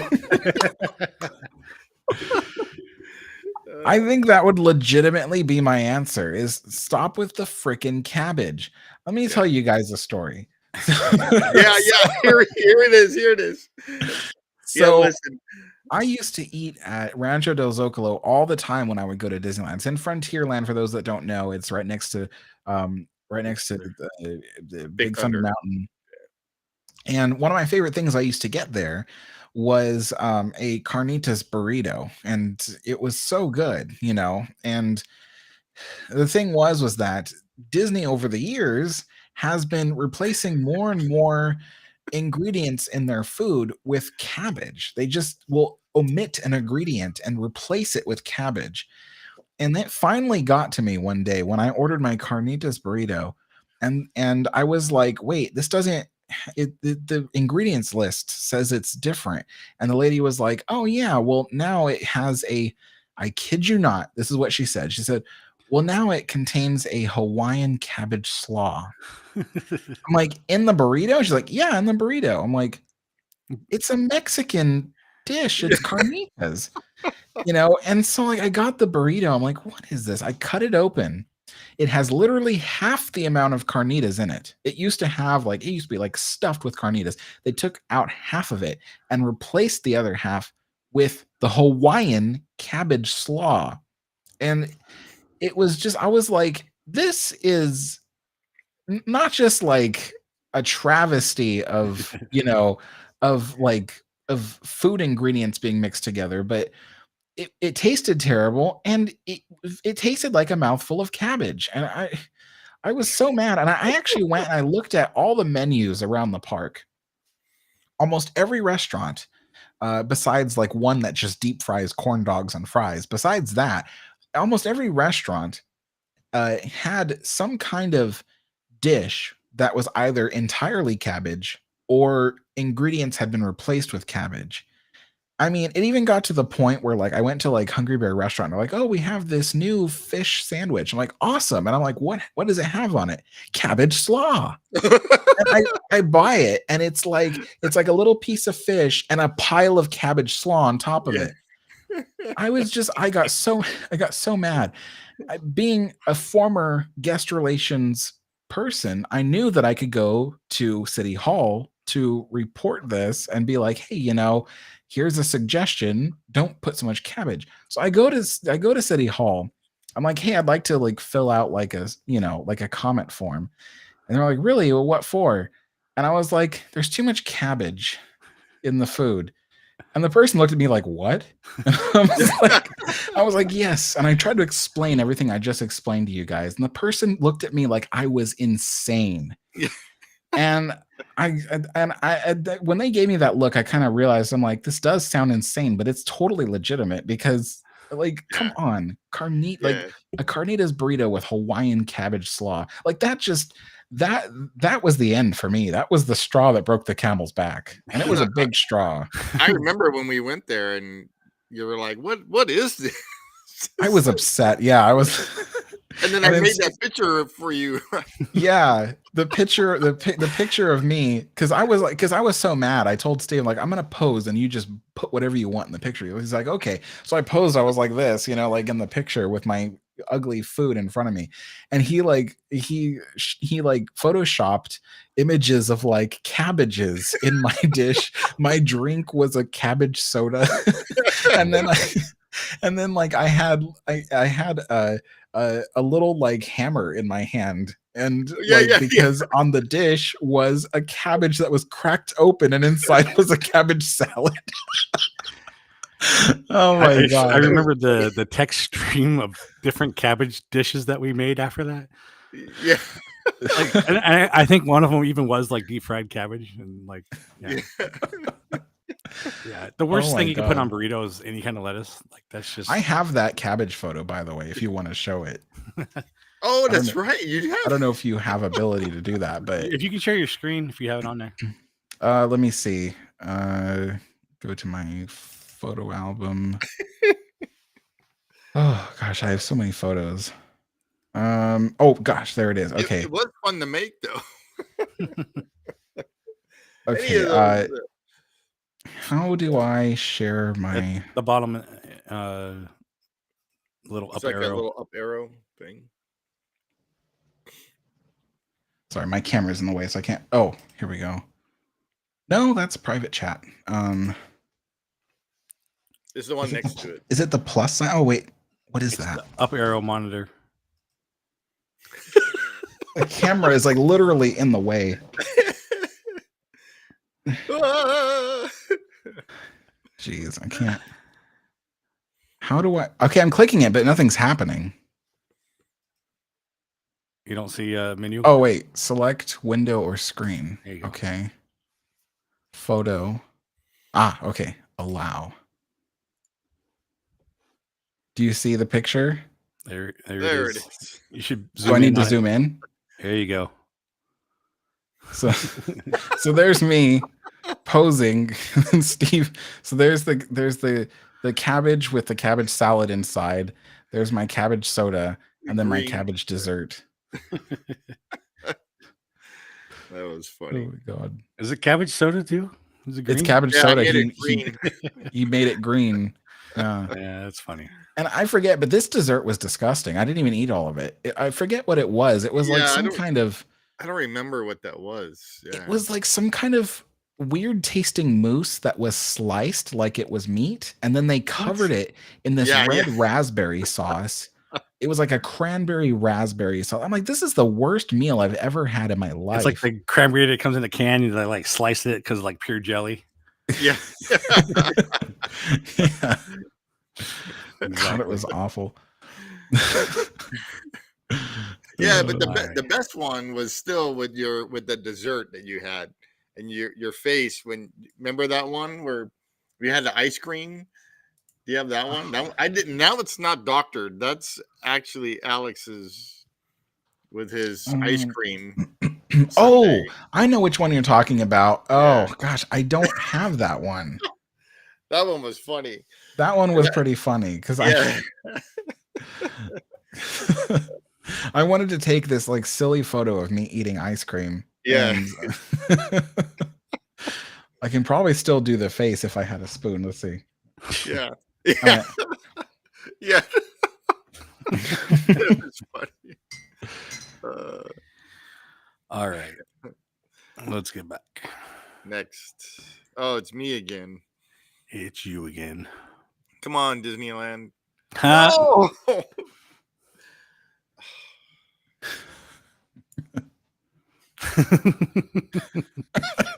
Do you want to see what you get? Yeah, let's see what I get. What is it?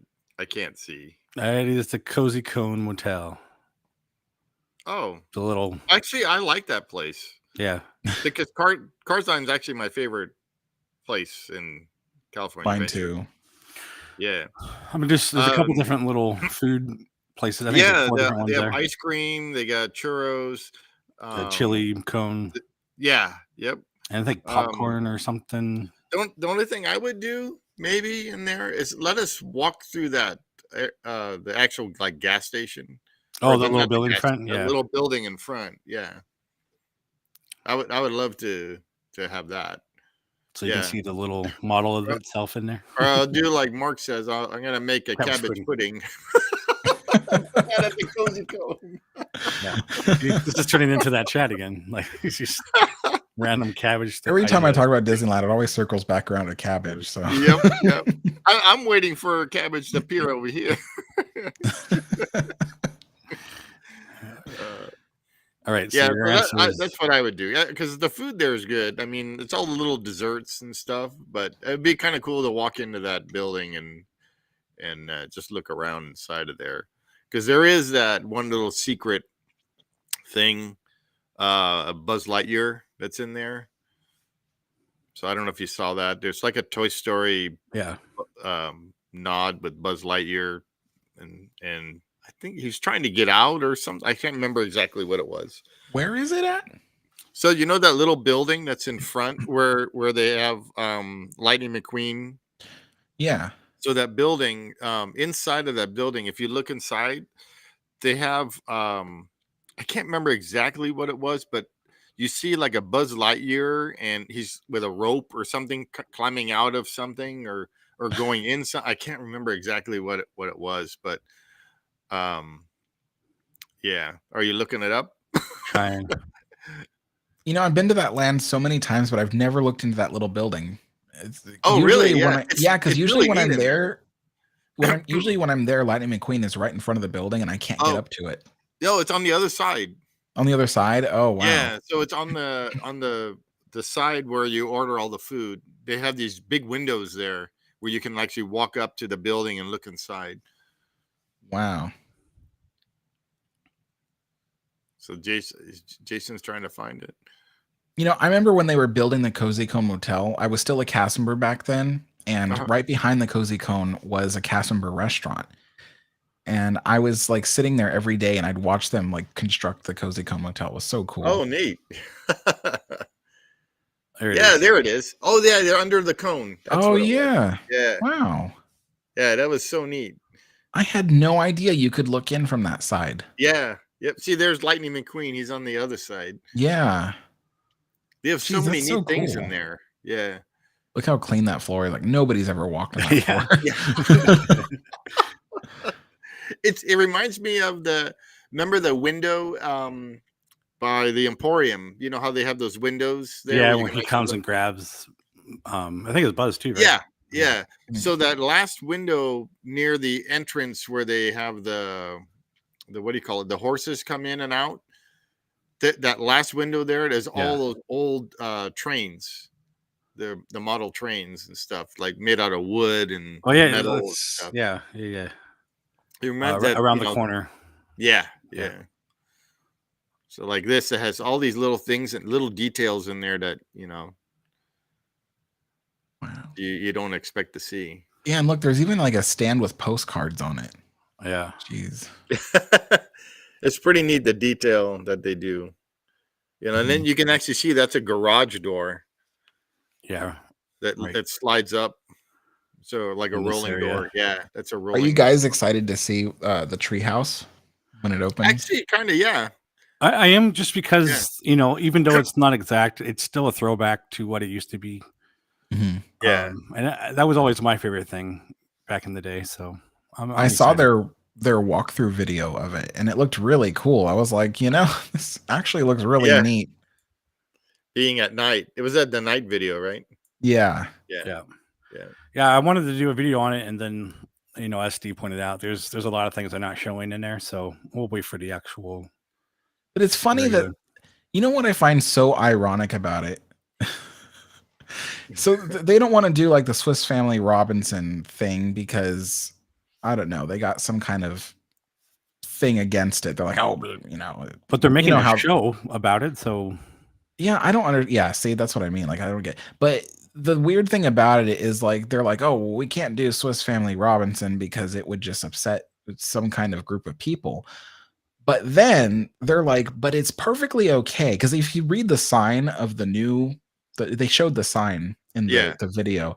The sign says we're like a family of 4 or 5 or something like that. 5, and they're like, and we've settled here to live out our hopes and dreams. It's like, wait, so you're not okay with a family being stranded in a jungle, but you're okay with a family like setting up shop in a jungle and settling on people's land? Like, living. How is that okay?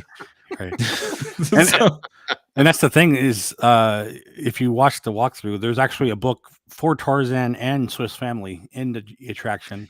I saw that. Yeah. So that means this is taking place in regular today's time, I guess.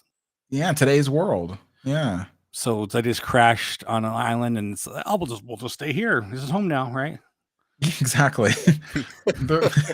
You're not lost if you're home, right? They're like, well, we'll keep the natives at bay. Yeah. This is America.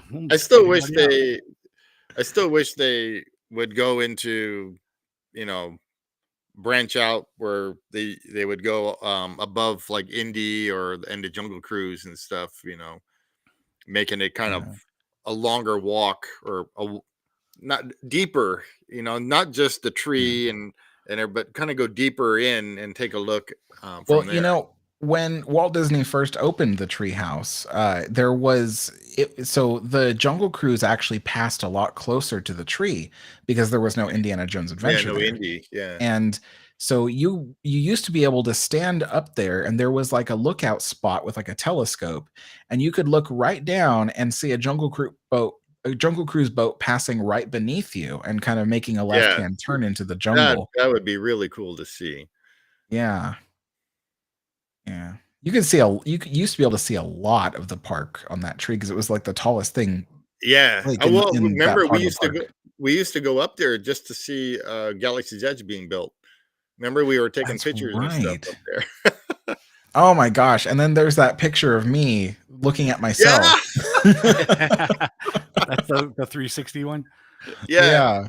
So if you guys go to on Google Maps, if you go to Disneyland and on your computer, I don't think you can do it on the phone, but on your computer, if you go to Disneyland and grab that little man and go hover over the Street View. Yeah, Street View. If you hover over the treehouse, there's some of my pictures that are in there, and if you drop it, you'll see Alex is doing like this, and on one picture, and then you scroll through, the 360, and all of a sudden you'll see him on the bridge. So it's pretty funny. He's like looking at himself. I'm looking it up now because I kind of want to see. I've never actually seen it on my own computer. Oh, let's see. Oh, Mark, yep. Don't forget to turn your clocks back tonight. Oh, somebody doesn't have to do that. Yeah, you lucky. Yeah, but it's still confusing because everybody else changes times, and I'm like, nah, where am I at compared to everybody else? Yeah, Zach's a little ahead of us, though. Yeah, found it. Oh, you found it? I did. Oh, it looks so cool. Go ahead and share. Let's see. Where's this thing here? Share.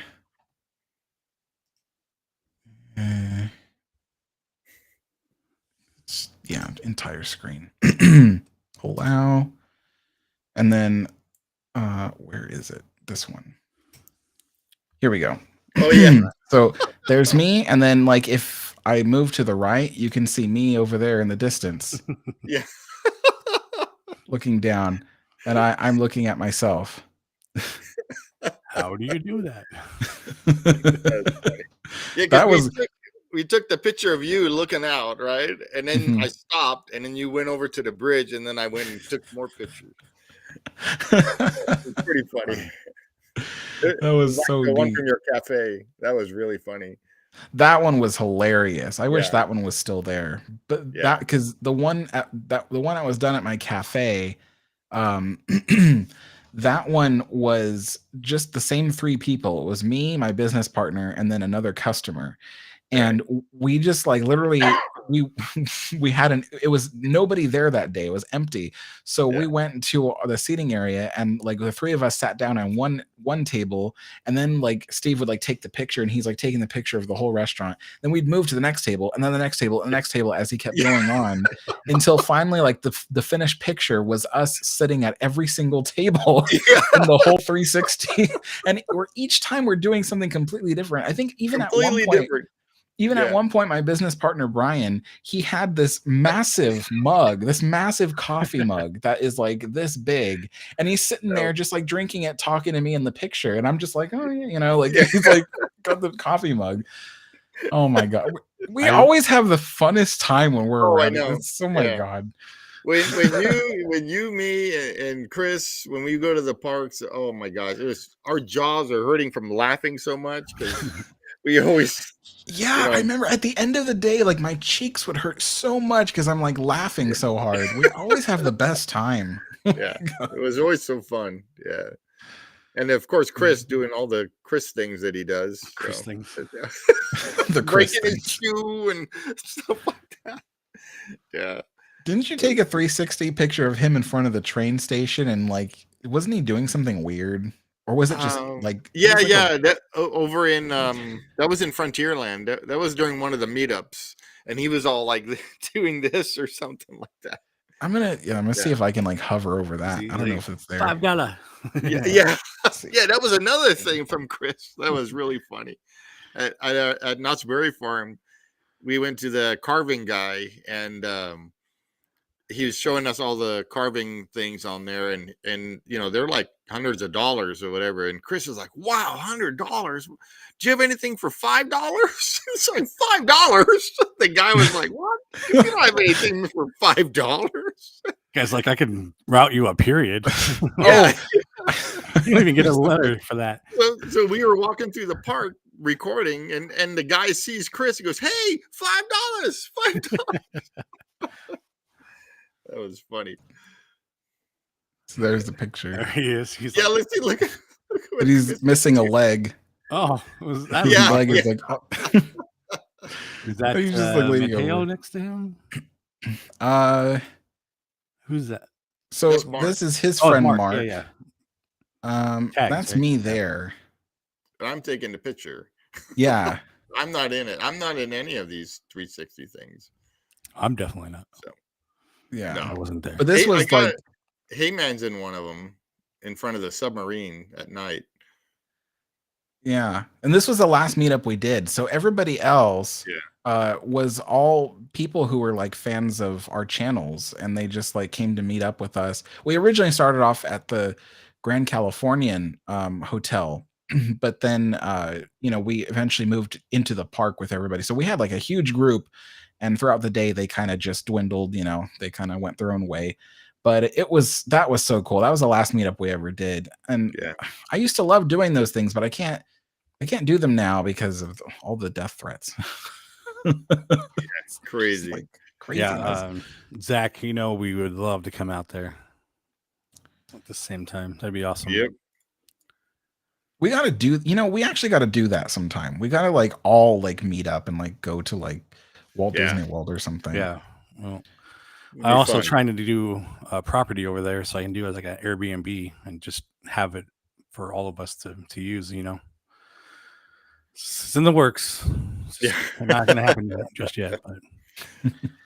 All right. All right. Back to the game. It's you, Jace. Yeah. Or is it me? I don't remember. No, you have the Cozy Con. So. Oh, that's right. Yeah. Good. This is the final. No more California Adventure. And I get California. I don't mind it though. Yeah. As long as I don't get Corn Dog Castle again. Like that's your favorite. Flows. What is that? Flows V8 Cafe. Oh yeah. Yeah. That's the other one. Looks like a gas station. Yeah. I don't know. I like Flows. As Route 9, Kris from Route 9 Signs was saying, they have that seating on the other side. That's where I usually sit to. Yeah, looking at the ride. Yeah, I think that's what they need is more of the outside seating there. They have that, but in the front, they have like the fake gas station pistons and stuff, but there's more seating inside than outside, and I like eating outside, so that's me too. the one thing I would do there is just make that a little bigger area. Yeah, because everybody likes to go sit out there, and it's always taken up. So yeah, because you watch all the cars at the turn. They make the hill and come down and make that turn. Yeah. You hear everybody screaming. Alrighty. Any final questions, Steve? Me? No questions. Just happy to have Alex on. So, having him here and talking about Disney and the Queen Mary and his love for trains and, Does anybody in the chat have a question for me? Yeah. I know that, most of this has just been these two guys, but yeah. I wonder if anybody... Yeah. Probably like a 12-second delay before they hear that, but yeah. You guys have really cool, awesome setups like behind you guys. Yeah, Steve, he kind of copied me. Oh. No, I used to have the other wall with the wood planks, and I had some stuff on there, and then I had to up my game when I came over here because the wall was pretty plain. I had this whole bookshelf I bought, and just started throwing things up there, and then Steve's like, I got to do that, and then yeah. what I wanted to do was to kind of put my signs back there. But what's your favorite Disney movie? What's your scary movie? So it depends on what day of the week you ask me, because it changes, but generally I've said that my favorite Disney movie is either Pinocchio or Snow White. Now the Pinocchio movie, classics. Yeah, that will bring me to tears at times. So will Snow White too. I don't know what it is when I see those 7 dwarfs just crying their eyes out because they think she's dead. Gets me. Guarantee the new one won't have that. Yeah. If you could pick one movie to make live action, what would it be? Man. Or what would it not be? What would it not be? Exactly. Well, let's think. Is there a movie I think that could be made live action? No. But one that I would say should not be made live action.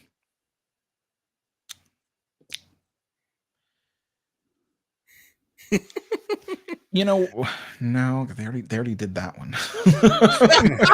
I'm like, gosh, what I would say, one movie that they already did make live action, but they never should have. The Lion King. Because that movie, the whole magic of it was that it was animated. It's like Snow White. Okay, people have made Snow White before. People have made Pinocchio a million times. But The Lion King just wasn't designed for a real world. It just doesn't work that way. And it just looked terrible. And what was another terrible one that Disney recently did? I mean, even though they've made live action versions of The Jungle Book by many different companies. Yeah. But their most recent live action Jungle Book was awful. I mean, have you guys seen it? Christopher Walken was rapping. What? I haven't seen. I don't think I've saw. Yeah, I'm a big Jon Favreau fan, but that wasn't his best work. Yeah, I mean that by the end of that movie, I was just like, oh my gosh, we got to put a stop to this. Yeah, we still have to put a stop to this shit. Yeah. What is your?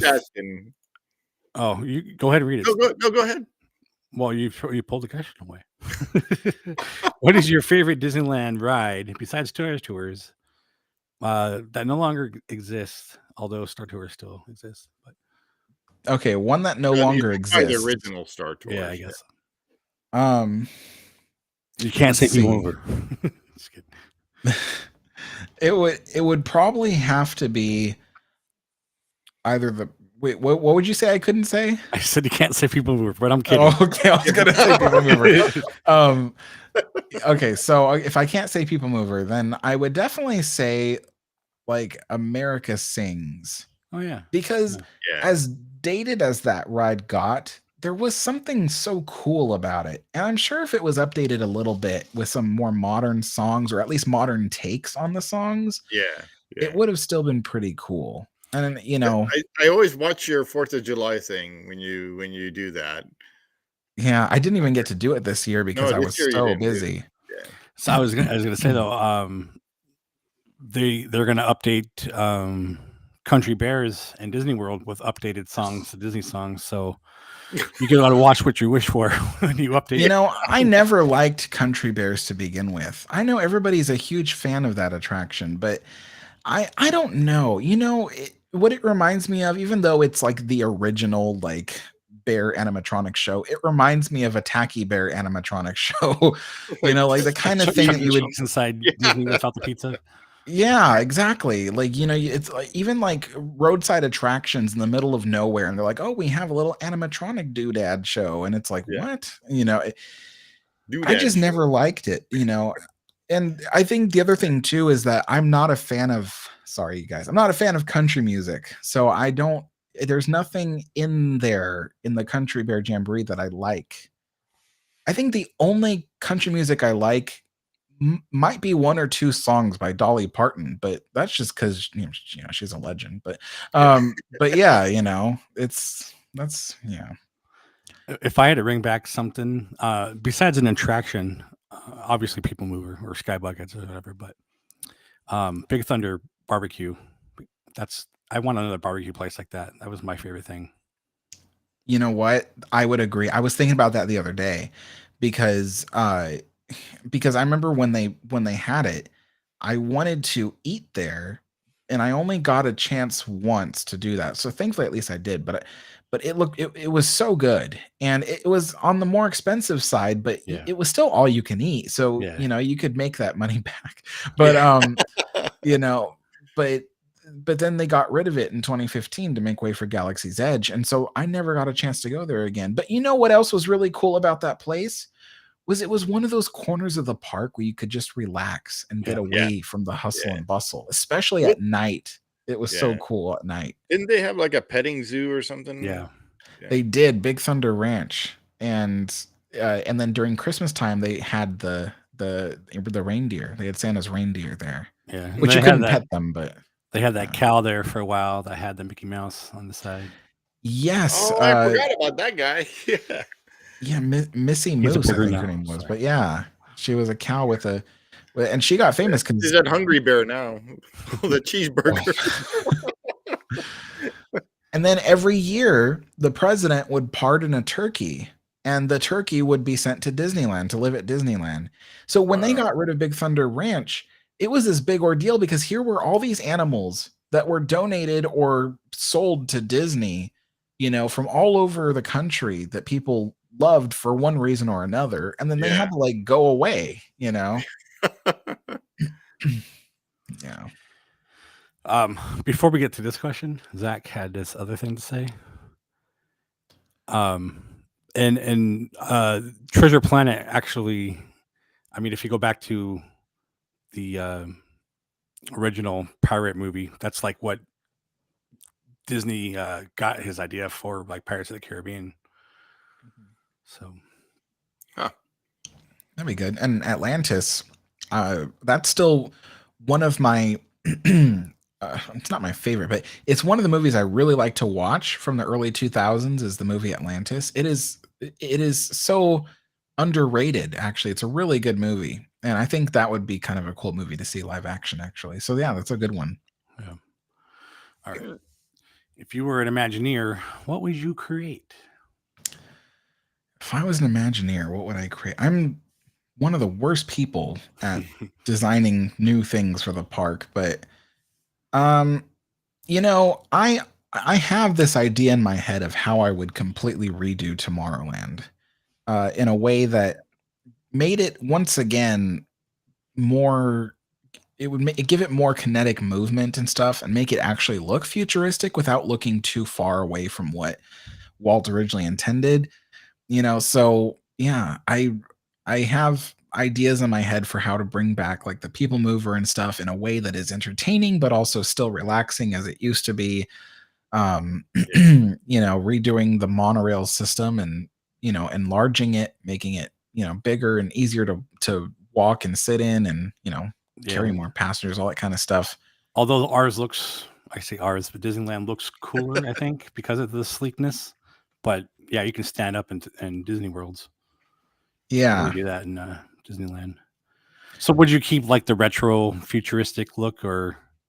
I would keep the look of like the mid-century, the way it looked in the 60s, but I would completely alter the land. Yeah, like I think like most of the like my plan for it, most of the buildings in the land would be demolished, but they would be rebuilt in the same style of the 1960s. The whole movie Tomorrowland is that whole look. Like those are the buildings. Like that's what I would, if it wasn't my Tron idea that I had, it would be that. Like they already have it. Like just make it look like that. and have cool rides and whatever. But I think they were hoping that Tomorrowland movie would be big because then they could redo Tomorrowland, but it didn't end up being very big. It's kind of taking on a cult following now. It wasn't that bad. It could have been better, but it wasn't. It wasn't that bad, and just like you said, it could have been better. Like I thought, like I felt like the movie ended too short. Like there was more story to tell that they could have, like Well, and I think they like you said, they were hoping it would pay off and they would have a sequel, and then they can change everything and whatever reason that Tron sequel didn't do as well, and it kind of shelved all the future movies for everything. So yeah, but Tron even was one of my favorite movies. There's no reason that I saw that movie like I don't know a handful of times in the theater myself. So anyway, any other questions? Here's from Steve. Here's a good question. Which you think was better, the 1950s Mission to the Moon or the 1970s Mission to Mars? I have never seen Mission to Mars. I've seen Flight to the Moon, and I've also seen Rocket to the Moon. That's the two different versions of the same moon ride. But I've never seen Mission to Mars. But I do imagine that Mission to Mars was probably a lot better of an experience because of the technology improvements.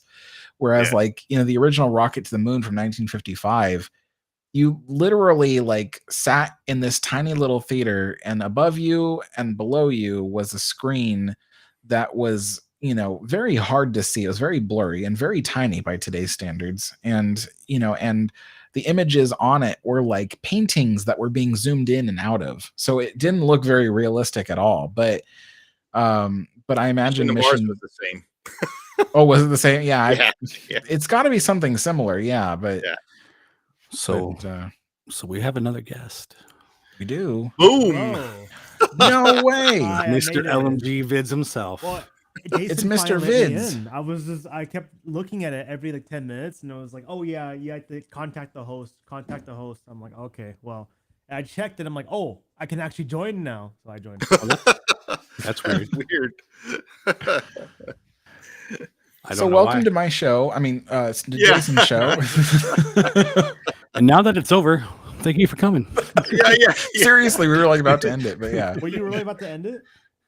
Well, I mean, we can go further now, I guess. Sure. Do you have any questions?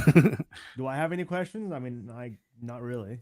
Not really. Oh. Everybody's saying hi to Kris. Me on, prematurely invited me on, so I don't really have any questions.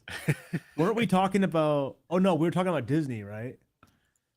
We can talk about anything. No. Yeah. I mean, like it is because you have Alex Destor in here. He's more of an ocean liner YouTuber. We talked about Disney though. We're still talking about Disney right now. Okay. Yeah, we are. Yeah. I have my white gloves on for white glove service. Nice. Yeah. Yeah, I literally And now he takes them off. that joke. I thought you were checking your room for dust. No, Love no, coffee, no. guys. So, Chris, do you have any questions for me? Maybe it could be do I about have any Disney. questions for you? It could be about my time at Disney. It could be, I don't know, Disney things I've done, the worst things I've ever done at Disneyland. There you go.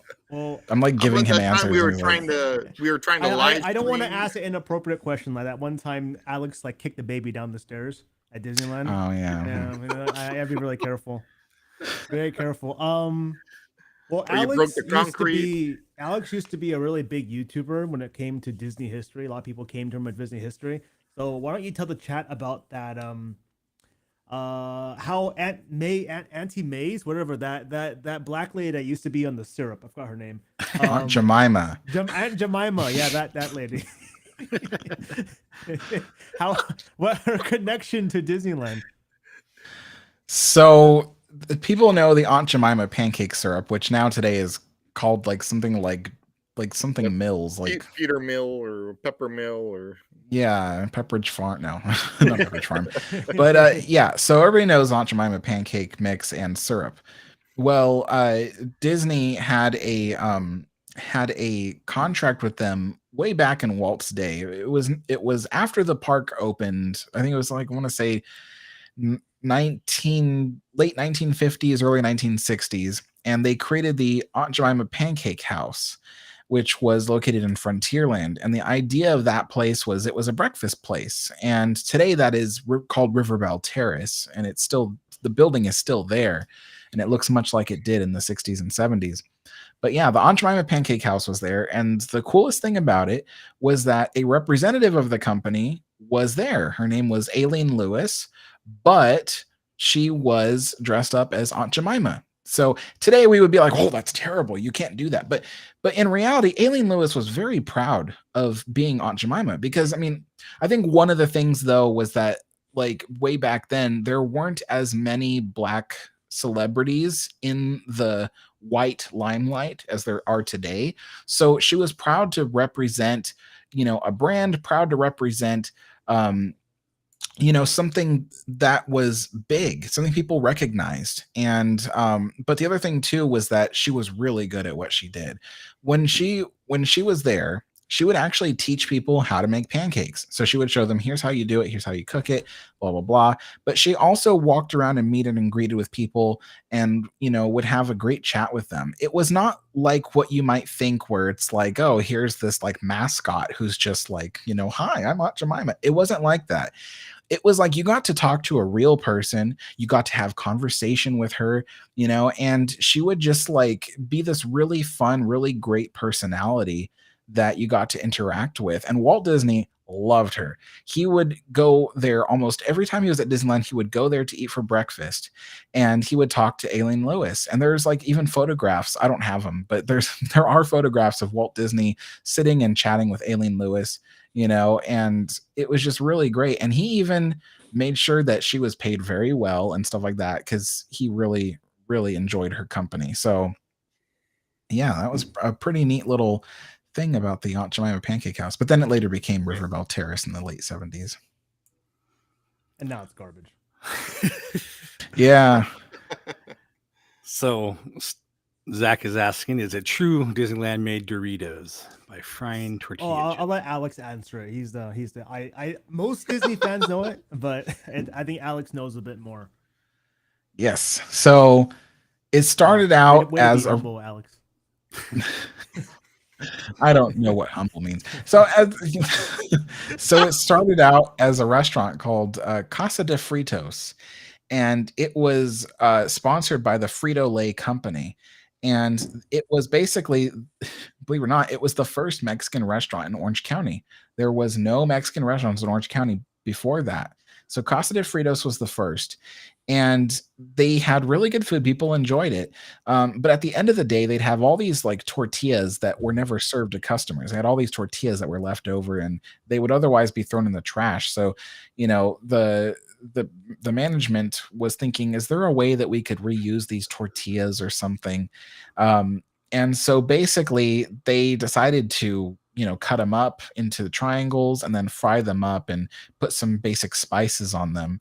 And they called them Doritos, which is Spanish for little golden things. And they ended up being really popular at Disneyland, like really, really popular.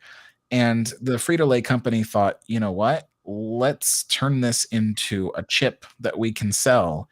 And next thing you know, Doritos are like some of the most popular chips sold in the United States. So, yeah, started off at Disneyland in the first Mexican restaurant in Orange County. I remember it was only taco flavor was the only flavor they had until recently, with the Cool Ranch and all the other stuff they have now, nacho cheese. And I tried their loaded taco flavor. Not very good. Tastes like cabbage. Yeah, usually the loaded foods Tastes like cabbage. The loaded food is like, it's usually really drenched in stuff. It doesn't taste that great usually.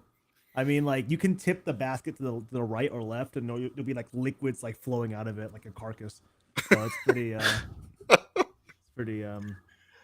yeah.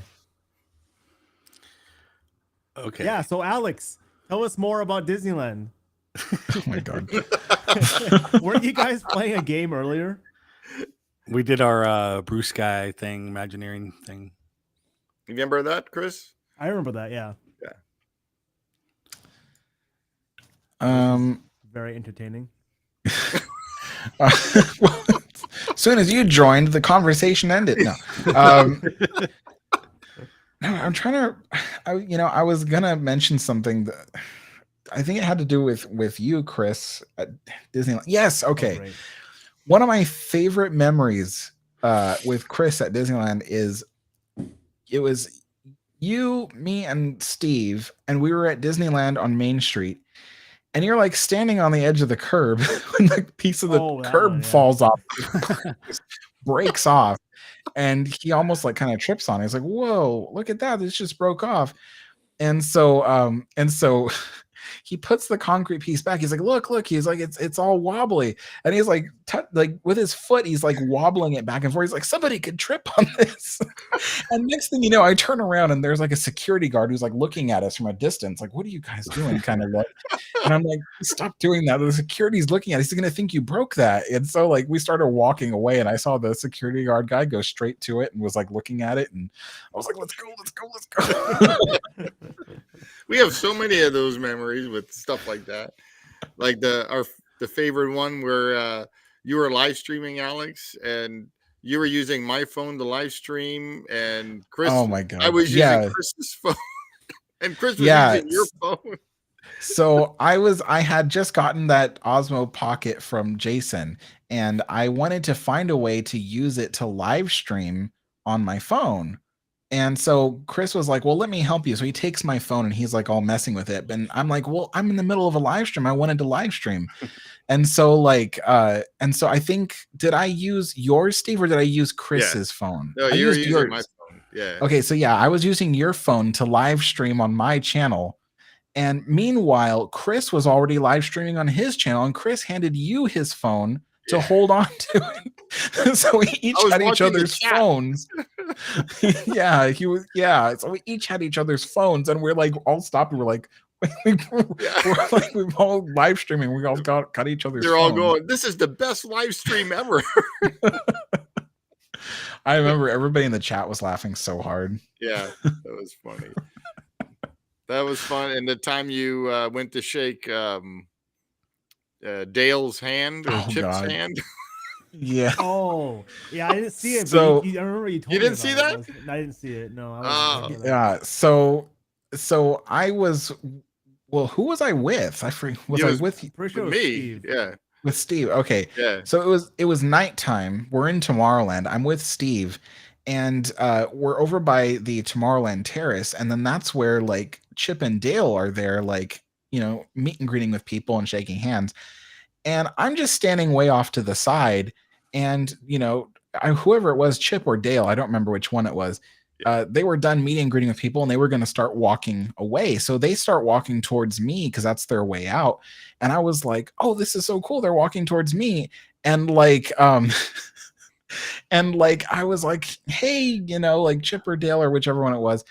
And they were like waving back at me, and as they're walking towards me, they didn't watch their step, and they bumped their foot on some kind of raised part of the ground, and they started like tripping right in front of me and fell right over, like flat on the face.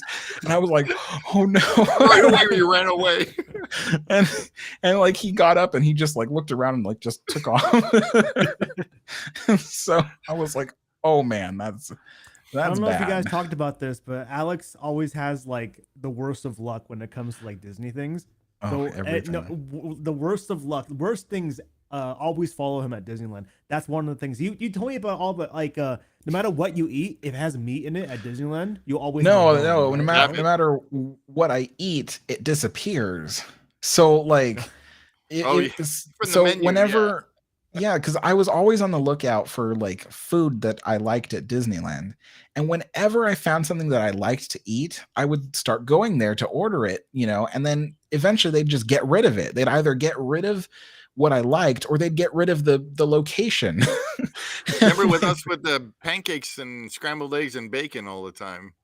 Yeah. And then they got rid of it. It went from Rancho del Zocalo to, what was it? The Beauty and the Beast. Well, that was Village House. Yeah. It turned into the Red Rose Tavern. And then that's from the there thing about it just disappeared. Yeah. This thing about Village House. So this started way back in 2009 when I was working as a cast member at Disney.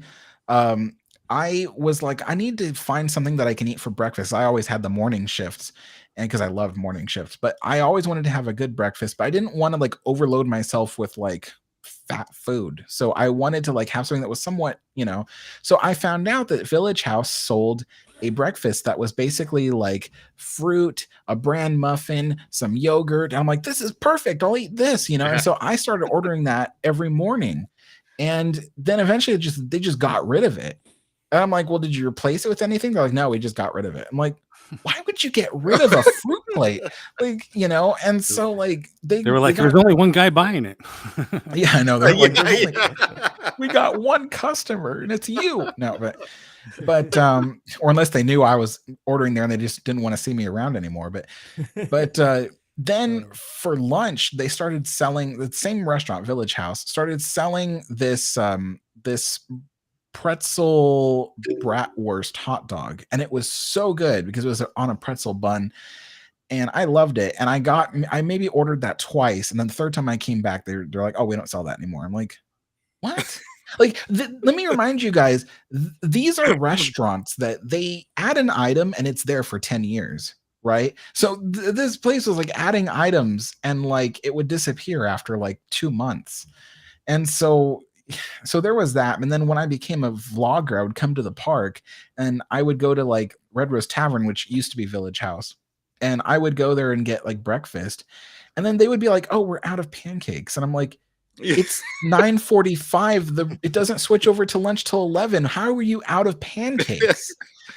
Like you just make more. It's not hard. Exactly. I'm like, you guys, I'm like, they have the second largest kitchen in the whole resort. I'm like, they have the ingredients to make pancakes. I've been down there. I'm like, they have the ingredients. And so they'd run out of food all the time. Or like, I like my favorite burger there, the Beast Burger, used to be loaded with meat. It was the best burger you've ever had because it was like a huge patty and it had like pulled pork on top. It was so good. And then they replaced the pork with cabbage. So that already I was pretty pissed off. They replaced the pork with cabbage. And then eventually, like, it just tasted so bad, I stopped ordering it. And then the pancakes too. I started getting pancakes that were like biscuits. It was just like, what? So every single time, I mean, it never failed. You know how they sell turkey legs at the park? I was telling somebody the other day that one of my favorite things was just across from Matterhorn. They started selling a pork shank. So it was like a whole shank of pork, slow cooked, delicious, side of barbecue sauce. And I ordered that thing once. I came back the next day. They're like, oh, we dropped it from the menu. I'm like, yeah. So, yeah. This always happens. It just, Yeah, and the Thai place that I took you to, the next time they went out of business. Right. Yes. I asked Steve. I said, Steve, because this is when I lived in Orange County. I'm like, I'm looking for a Thai place, but I can never find a Thai place. Steve's like, I got the right place for you. He's like, this place has been around for decades. So he takes me to this Thai place, and I'm like, sweet, I'm gonna eat here all the time. And then they went out of business. I was just like, oh my God. And then not to mention the other Disneyland curses where I would make a video and something would go wrong with that ride. The Matterhorn. I made a video about the Matterhorn, and like a few days later, this huge chunk of concrete fell off the Matterhorn, and they had to close it for like weeks or months or something like that to repair it. Or I made my Jungle Cruise video, and that's when the Jungle Cruise boat at Walt Disney World sank. I made a Splash Mountain video, and then like something wrong happened and the log got jammed in the ride, and they had to like close it for like a week because it created like some kind of damage. It was like every time I posted a video, it was like it would damage a ride. I was starting to get really afraid that I was going to kill somebody. Well, maybe if you make a ride about the People Mover, they'll bring it back. No, the People Mover track is gonna fall on someone. That's what's gonna happen. Yeah, it's gonna careen off the track and. Oh my God, I am cursed. It's a skill. Well, I mean, heck, the last. The time I fell in love with the Queen Mary, they closed it afterwards. The first time we ever went to the Queen Mary, and then Alex made a video about it, and then they closed for like a year and a half, I think it was. Yeah. Oh my gosh, it's just like the worst curses I have. It's just craziness. And then all the ghost stories you had from working at Disneyland. Yeah. Those are some really weird stories. And me and my dad were actually talking about it the other day because he had all these other stories about working at Disneyland Hotel and stuff, and all these weird ghost stories there. It's a truly haunted place, and if only you could be there after hours, you would definitely see or experience something. That place is just active as heck. Yeah, the Haunted Mansion is pretty spooky at night.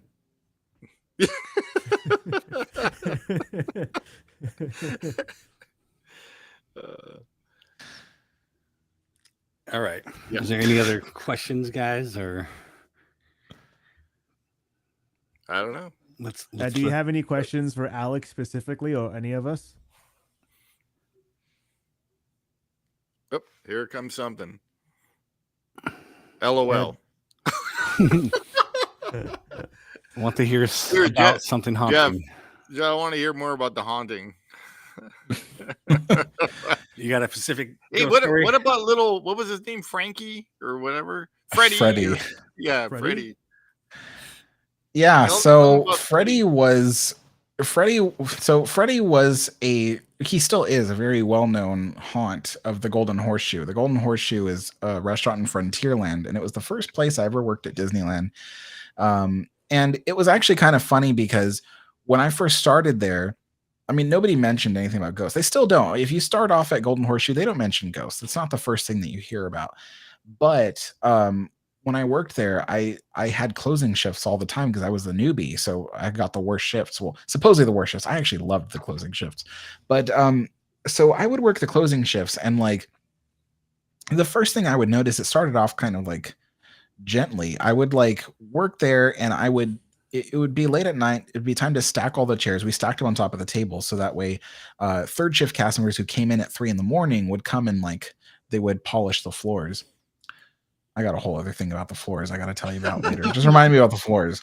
But so I would like stack all the chairs, and then I would finish stacking the chairs by the second level. And then I'd come back down and I'd take out the trash, and that'd be it for the night. And so I finished stacking the chairs. I come downstairs to gather the trash, and I hear like this shuffling on top of one of the tables. And so like I stop and I look over, and like one of the chairs is like on the floor, just standing up. And I was like, that's weird. So I go back over and I put it back on the stack. We stacked it in such a way that the chairs interlock. So there's a chair standing up, there's two chairs on the side that interlock that way, and then there's a chair on top of that locks it all together. And so the chair that was on top was unlocked and put down on the floor. So there's no way it could have fallen, because if you try to push it, the whole pile will come down. So that was really weird. And then so that would stuff like that would kind of happen, or like I would notice like one time the trash thing that I had like a dumpster that I would bring in, the trash dumpster started like rolling down the walkway towards the front door, and I thought that's really strange, but I probably thought like, it's probably just like a downward slope or something, but then like I would work there, and then I would hear like knocking on a door, and it was this little door in the corner of the restaurant. And if you were to go into that door, there's a series of rooms beyond it. And those rooms are like where they keep like extra food, extra supplies, extra like, cups, napkins, and plates and things like that. And those rooms were what we collectively called Freddy's room, because that is where we had this like somewhat malevolent spirit that kind of haunted it. But you see, at the time I didn't know it was haunted, and I heard this knocking from the door, and I walk over to it thinking like, is there someone in there? So I open the door, I look inside, I see nothing wrong, it's just everything's normal. And I go to the door beyond it and I look inside. The door beyond it is like 3 feet tall, maybe 4 feet tall maybe. But I open the door, I look inside, nobody else is in there. And so I stopped doing upstairs, that. Right? This is upstairs, it was upstairs, or? yeah. It was upstairs. And so I go back downstairs and I go outside. I'm throwing away the trash, and my shift lead from the other restaurant was like, "Oh, hey, how's your shift at Golden Horseshoe?" I'm like, "It's so weird." I'm like, I keep sensing these weird things happening. The chair and the knocking on the door. He goes, "Oh yeah, that's typical." I'm like, "What do you mean?" He's like, "Didn't anybody tell you like the place is haunted?" And I'm like, "Really?" And he's like, "Yeah, there's like several different spirits there." And I told him, I was like, "I heard knocking on the door of that room." He goes, "Oh yeah, that's Freddy." And I'm like, what is, who's Freddy? Like, what is that? And he's like, yeah, he's like, he usually likes to like taunt the workers who are there like late at night and, who are closing up. And he's like, you often hear like knocking on the door, but there's nobody there. And so it started off as that, but then it became like more and more, where it was like you would see like a shadow figure in the corner just standing there watching you stacking chairs and stuff like that. Or like one time I had finished stacking chairs, I went downstairs and I heard the knocking at the door, and I remember just kind of going like, "I don't believe in ghosts, blah blah blah, I don't know who that is," and then next thing I know, a pile of chairs just flew over the balcony and into the center of the room, knocking down more chairs and tables. And I was just like, whoa. And then next thing I know, one of my coworkers comes in, just like, "I heard like this loud noise. What was that?" And I told him like, this freaking thing flew down and like smacked into all these tables. And so she was just like, "I heard it's haunted, but I've never seen anything like that." I'm like, "No," so, but yeah. And then there was the little girl, and the little girl was the first ghost I ever actually saw with my own eyes. I was working there. I had already been there for like a year, so I was very used to the ghosts, and we knew that there was a ghost that haunted the stage of Golden Horseshoe. She would run around and move the curtains and stuff, and you'd see like the corner of the curtain would suddenly go like that, like someone flipped it open with their hand to go past it. And you'd hear all the time, like the customers, even during the day, they're like, "Oh, I think there's a little girl on the stage running around. Maybe you should like try to like, get her to come down." And so like all the time, like me, other coworkers, whatever, we'd get reports of that. We'd go to look and there's nobody on the stage. And but one day I'm there with my coworker. She's very new to Golden Horseshoe, and I'm kind of like showing her around how to do the job, and because she's going to be closing. And so I'm standing there with her, and it's closing time, and we're upstairs, and there's like one last family that's like sitting and eating their food on the upper balcony. And it's like a mother, a father, a little boy, and a little girl. And so I'm like talking to my coworker way off in the corner about like, oh yeah, there are ghosts here and blah, blah, blah, blah. And the little girl kind of like looks over at us like, you know, like she's overhearing it. And so I'm like keeping an eye on that. I'm like, maybe we should be quiet, you know? And soon enough, as we're like talking about something else, she walks up to us, the little girl, and she's like, is this place haunted? And so we, you know, I look at my coworker, I'm like, I told her, I'm like, you know, no, it's not. Why would you think that? And she just looked at us and she went, because I think I just saw a ghost. And then she just like turned around and walked back to her seat. And I looked at my coworker and I'm like, oh my gosh, I think she overheard us. And now she thinks the place is haunted. And so we're just like, okay, well, let's just go downstairs and just, you know, get ready for everybody to leave. So we go downstairs. There's no one else in the restaurant except the people upstairs. And we were waiting for them to come down and exit out the front door. And we're just standing there by the front door. Finally, the father, the mother, and the son come down and they start walking out the front door. And my coworker goes, oh, well, where's your daughter? You know, like, and like the woman turns around and she goes, we don't have a daughter. And my coworker and I looked at each other like, what? And finally we're just like, oh, okay, well, have a good night. And they walk out and the door closed behind them. And we looked at each other and we immediately went up the stairs. There's two different staircases. I went up one way, she went up the other way, went up there and looked around, and there's nobody up there, no little girl.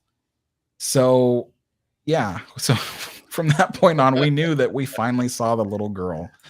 And that was the only time before that, you know, that I had ever seen a like a ghost with my own eyes, you know, besides a shadow figure or something. But yeah, that was pretty crazy.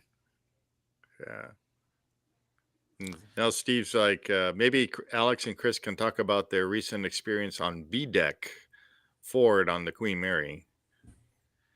Yeah, Kris, that's the story of where you were videotaping or recording in that voice. But unfortunately, okay. Yeah. Well, everybody loved his ghost butt story.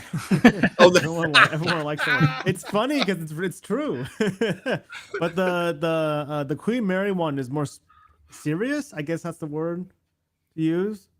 Yeah. Well, I don't really know too much about the Queen Mary. I know generally I was next to like a abandoned room or a room used for storage, and we're down there. I'm talking to Alex on my headphones, right? I have headphones, Bluetooth headphones on.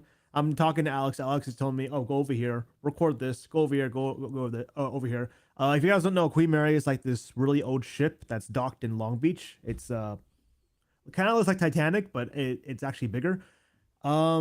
And basically we were really deep in the ship, and he was like, oh, go over here and record the synagogue for me. I'm like, okay. So I go over there, I'm talking to him, and then literally in my ear I hear like, I step back, and I'm recording. So you hear it in the video. I'm like, what the heck was that?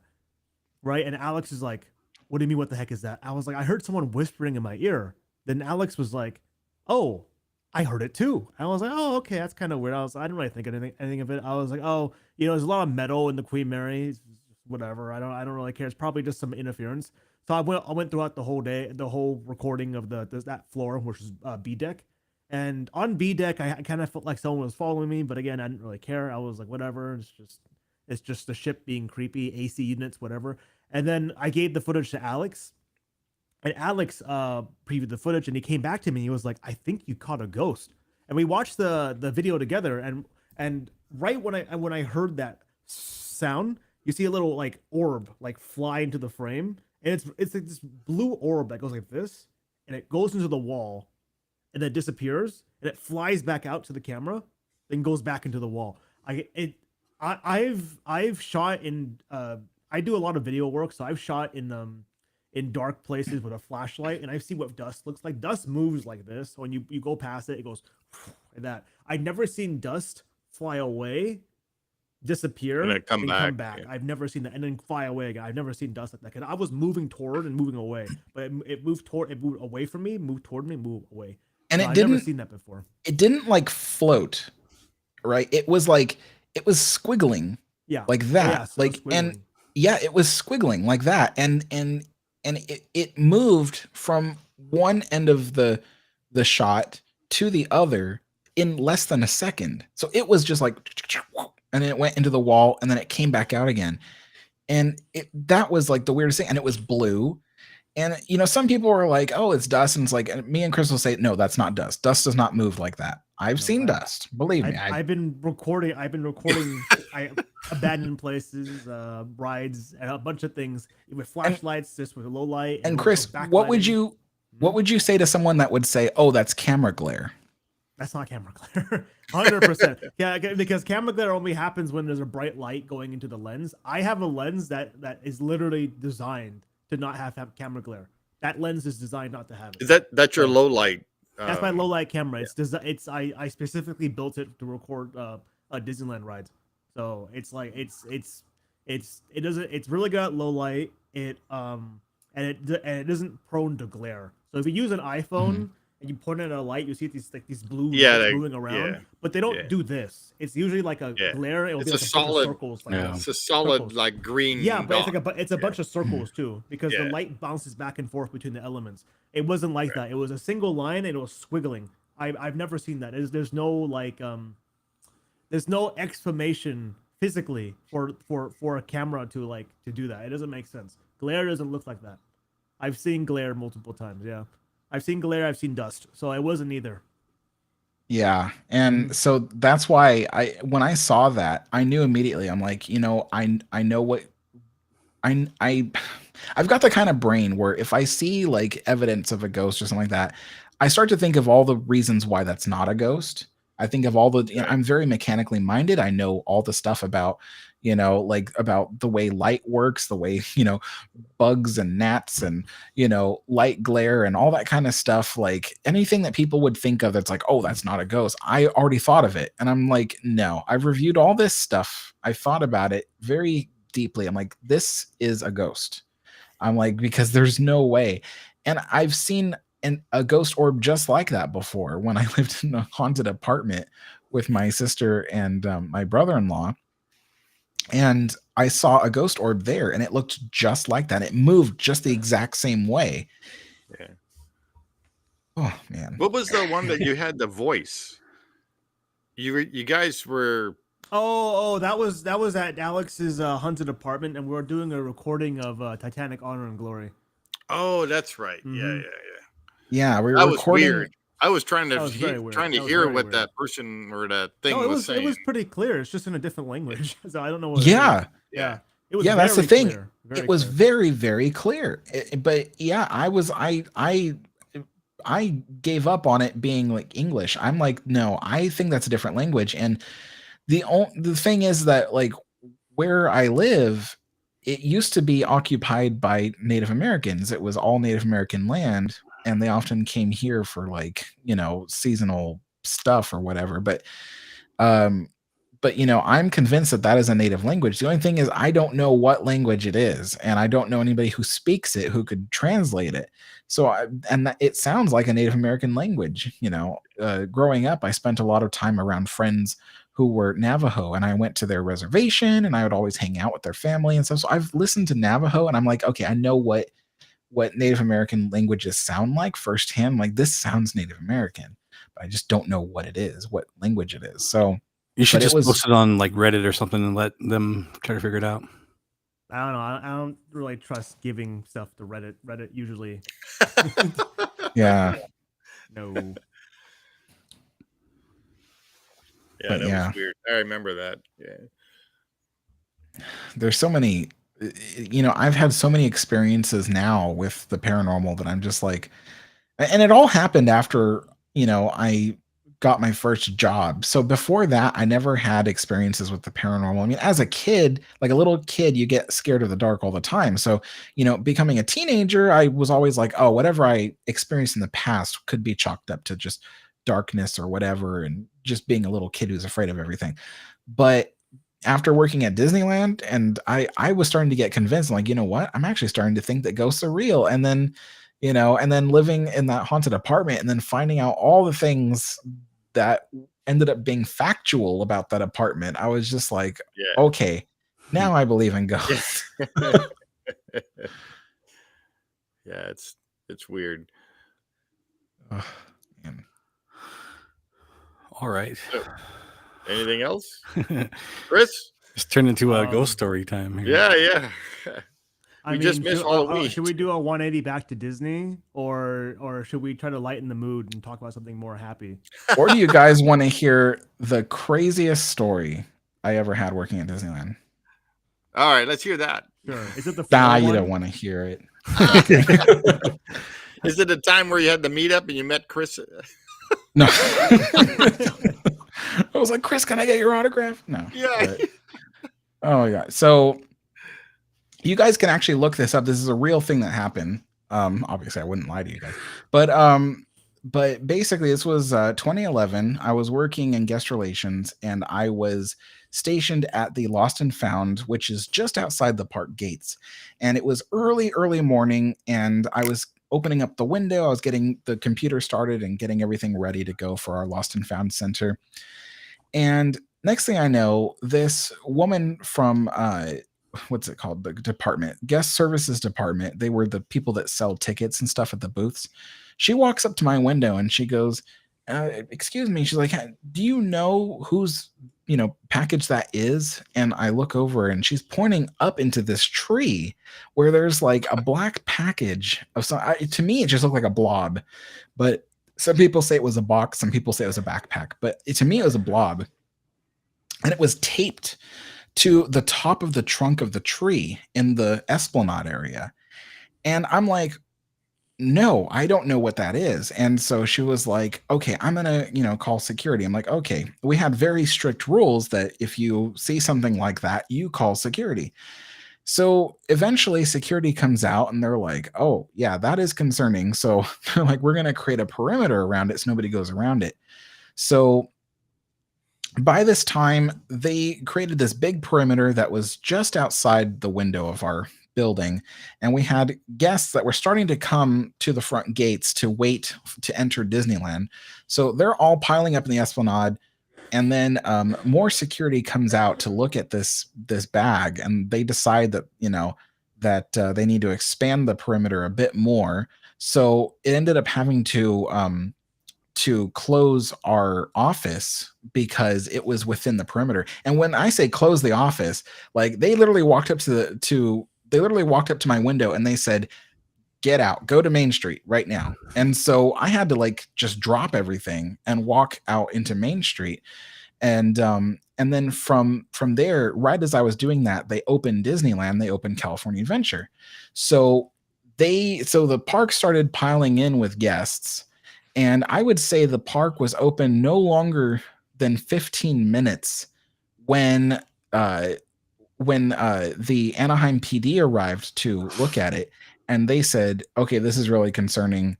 Make the perimeter bigger. We need to make sure people are as far away from this thing as possible. So security ended up having to expand the perimeter to envelop the entire Esplanade, which meant closing Disneyland and California Adventure.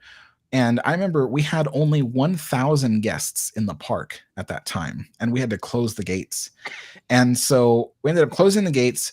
I remember the Disneyland Railroad, one of the engines, it was CK Holiday, had pulled up to the station, and their security was already there to tell the engineers, get out. We got to clear this whole area. So we were pushed to just beyond where the horse-drawn streetcar comes to stop at Town Square. So that was where the perimeter was at that point. And then by that time, it had already been an hour since we discovered the package. And then Anaheim PD had called the SWAT team. So the SWAT team had come out to look at it and kind of say okay, what do we need to do from here? And they decided they needed to call the bomb squad.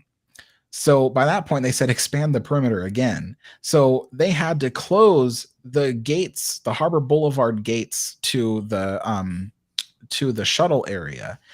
And then they told us we're expanding the perimeter of Main Street again. So the all of Town Square on Main Street is going to be closed and you have to be pushed back further. And through this whole time, the guests who were in the park started getting like, like what is going on here? Because I had people coming up to me, they're like, oh, I need to go to California Adventure. And I'm like, no, you can't. They're like, we have reservations at a restaurant over there. I'm like, I'm sorry, but nobody's coming in or out of this park. Like, we can't do that. And they're like, what's going on? And Disney told us, they're like, don't tell the guests what's going on. Tell them that there's some kind of technical difficulty with the gates and we can't open them. I'm like, they're not going to buy that. And they're like, just tell that, so I ended up telling people who were walking up, they're like, what's wrong? Why can't we leave? And we're like, there's a technical difficulty. We can't let anybody in or out of the park. I was like, but you have the park to yourself. You can roam around and have fun. And, then they closed Space Mountain because Space Mountain was the closest ride to the danger zone. So, but everything else in the park, well, except Jungle Cruise too, they closed Jungle Cruise as well. They couldn't have any Jungle Cruise, Pirates of the Caribbean. Yeah, couldn't have anybody riding those attractions because they were closest to the area. And so then we had management coming around reminding us, okay, remember, if we need to evacuate the park, here's the evacuation routes. We can't use the Main Street evacuation route, obviously, and stuff like that. And so I was starting to get concerned because then it was showing up on like social media that there was a bomb in the resort. And I was like, oh my God, I always knew it, that we were going to get bombed. I'm like, but this is like the craziest thing. And so I remember like calling my dad. I'm like, I love you, Dad. I don't know if I'm going to make it out today, And so, yeah, we just kind of like held out. Bomb squad finally came around like 11 a.m. and they checked out the item. And then soon after that, they're like, okay, park's open. Everything's open again. And they opened everything. And we're like, what was it? And from what I was told, it was a, what do you call that? Like a scavenger hunt thing. So it was the last item of the scavenger hunt, and it was a prize, and it was inside a bag or something like that, taped to the top of the tree. And it was put there by one of the visiting schools. So the school had come up with this game and had been there early in the morning to tape the package to the top of the tree, so that way none of their students would see it happening and wouldn't know where the end of the thing was. And you can bet that school was permanently banned from the resort forever. And oh my gosh, that was the craziest thing that happened. I remember there were news vans outside the resort all day because they were like, oh, there's a bomb threat at Disneyland and blah, blah, blah. So yeah, this happened in November. No, I wouldn't say November, but it happened in 2011 sometime. I don't remember what month it was, but it happened in 2011. And it was the craziest bomb threat we ever had at the resort, because it was the only one that ended up, being such a big deal. And luckily it was nothing.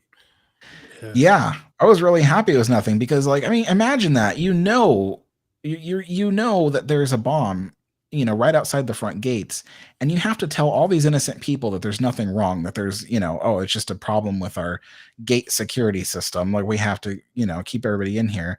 And it's like, full well that like, if that thing goes off, people are going to die, So yeah, that was pretty crazy. So did Disney already have their no scavenger hunt policy in place, or is that what kind of made that? That's what made that. I mean, they never had to think about it before, but yeah. And you'll be surprised how many people plant stuff for scavenger hunts around the park. I remember working years before that in Frontierland, and I'm like sweeping up and I see someone like put something in the bushes, and I'm like, what the heck? So I like walk over and I look through the bushes. I don't touch it because you're trained not to touch anything. So I look, and like there was like something in there, like a box or whatever. And so I called security, and security like looked it out, and I'm like, oh yeah, it's looks like somebody put this here as a part of a scavenger hunt. So it's just like, we have people doing that all the time. And I had to remind guests all the time that Disneyland was like an airport. You can't just leave stuff around, because we consider that a huge threat to public safety. I mean, there'd be people who would leave their backpack like by their table, so that way they could go like get some food at a different restaurant and then come back like 20 minutes later. They come back and then the whole our whole restaurant's closed and surrounded by security. And they'd be like, what happened? And I'm like, there's a backpack left. That's my backpack. And I'm like, you can't just leave a backpack. And, you know, even working at Golden Horseshoe once, there was a person who they had a backpack and they threw it into the trash can. And I'm like, who throws a whole backpack into a trash can? So I had to call security. But that was a funny story because I was working with my friend, or my coworker, but also friend, Gary. And he's like this really big buff black guy, you know. He's like way braver than I am. But even still, he and I are standing there and we're watching security like look through the trash cans, like, oh yeah, there is a bag in there, you know. And so me and Gary looking at each other like, oh my God, like what is that? And the security guy is like, I need to call backup. He's like, okay, backup. I need you to come check this out, whatever. And then so he asked me, he goes, is there a way to open this trash can? I'm like, yeah, there is. But I'm like, shouldn't you wait for backup? He goes, well, I better just see what it is first. And I'm like, all right. So I show him how to open the trash can. He pulls it out.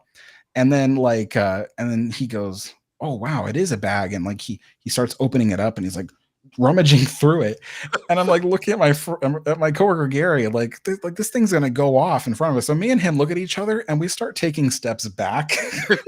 And the security guard sees us and he goes, where are you guys going? Oh, can you imagine? Where are you guys? Yeah, it turned out the first rule they say is don't touch it. Yeah, exactly. That's what they tell us. They're like, first rule, don't touch it. Call security. And with security, they gotta assess the outside of the bag first. Yeah. You know, and but that security guard just he thought for some reason that he should look inside, but inside was just an old sweater. So someone had put their old sweater in the backpack and threw the backpack away. I'm like, it's odd behavior, but you know, it's not against the rules. That's weird. It's so strange that the culture between like America and like the other or Asian. Well, I'm talking specifically about like in Tokyo, people leave their purses, their bags. I mean, I've even seen people leave their laptops like in restaurants, right? And then like no one even bats an eye because it's just like it's the culture over there. You can say that's how people save seats. You don't sit there. You leave your stuff there. But it's so strange because you leave a backpack or a bag or anything on a table or anywhere suspicious in Disneyland, people freak out. But you do it in like Tokyo Disneyland, it's like, oh, someone's just saving a seat. It's really strange. Mm-hmm. It's like, well, that's kind of interesting. I mean, that's how things started here until people started leaving bombs in packages. Right. Yeah. You're like, oh, what a funny looking clock. Yeah. Why is this bag ticking? Why is this thing ticking? What's up with this? Oh, they're just saving their seat for that period of time. Oh, it says 2 minutes. Oh, he must be coming back in 2 minutes. Yeah. Oh, God. All right. Anything else, guys? Anyone? Anybody else watching? It'll be the 5th time we've tried to end the show. Don't go. Tell more stories. You're welcome.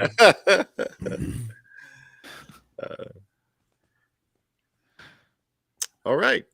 Yeah, I think there you have it. I think that's it. See ya. Yeah. And we're out. Steve has somewhere to go. Yeah. Okay, seriously. So, 3-hour interview.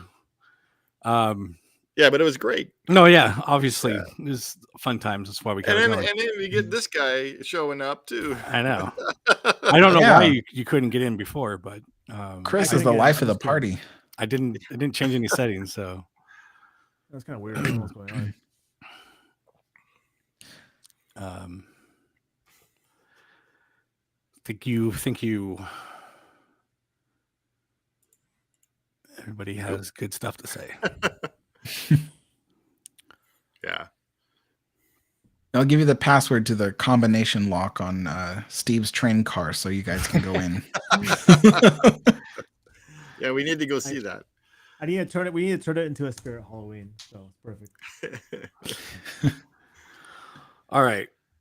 Well, thanks thank you guys everybody for joining. yeah. Thanks for Alex and Kris for joining us. But especially having you on, Alex. Finally, Yeah, it's been it was great. great. Yeah, it was awesome. Thank you so much. Yeah. Well, you'll have to do like another right through video or something else that we do, and then join us on that. Yeah, Those are fun. As Zach can attest to, he's done a couple of them with us. Yeah. In fact, he did a Peter Pan with us last night on a whim. And thank you, LMG Vids. Oh yes. yeah. Thanks, Mr. Vids. Yeah. Yeah, Mr. Vids. Checks in the mail, Kris, for letting us use your videos. I just get a bunch of like IOUs in the For using your copyrighted likeness. Yes. But thank you guys for tuning in and for watching. Be sure to like and subscribe and share with your friends and family. And we will see you all on the next one. Bye, everybody. Bye bye.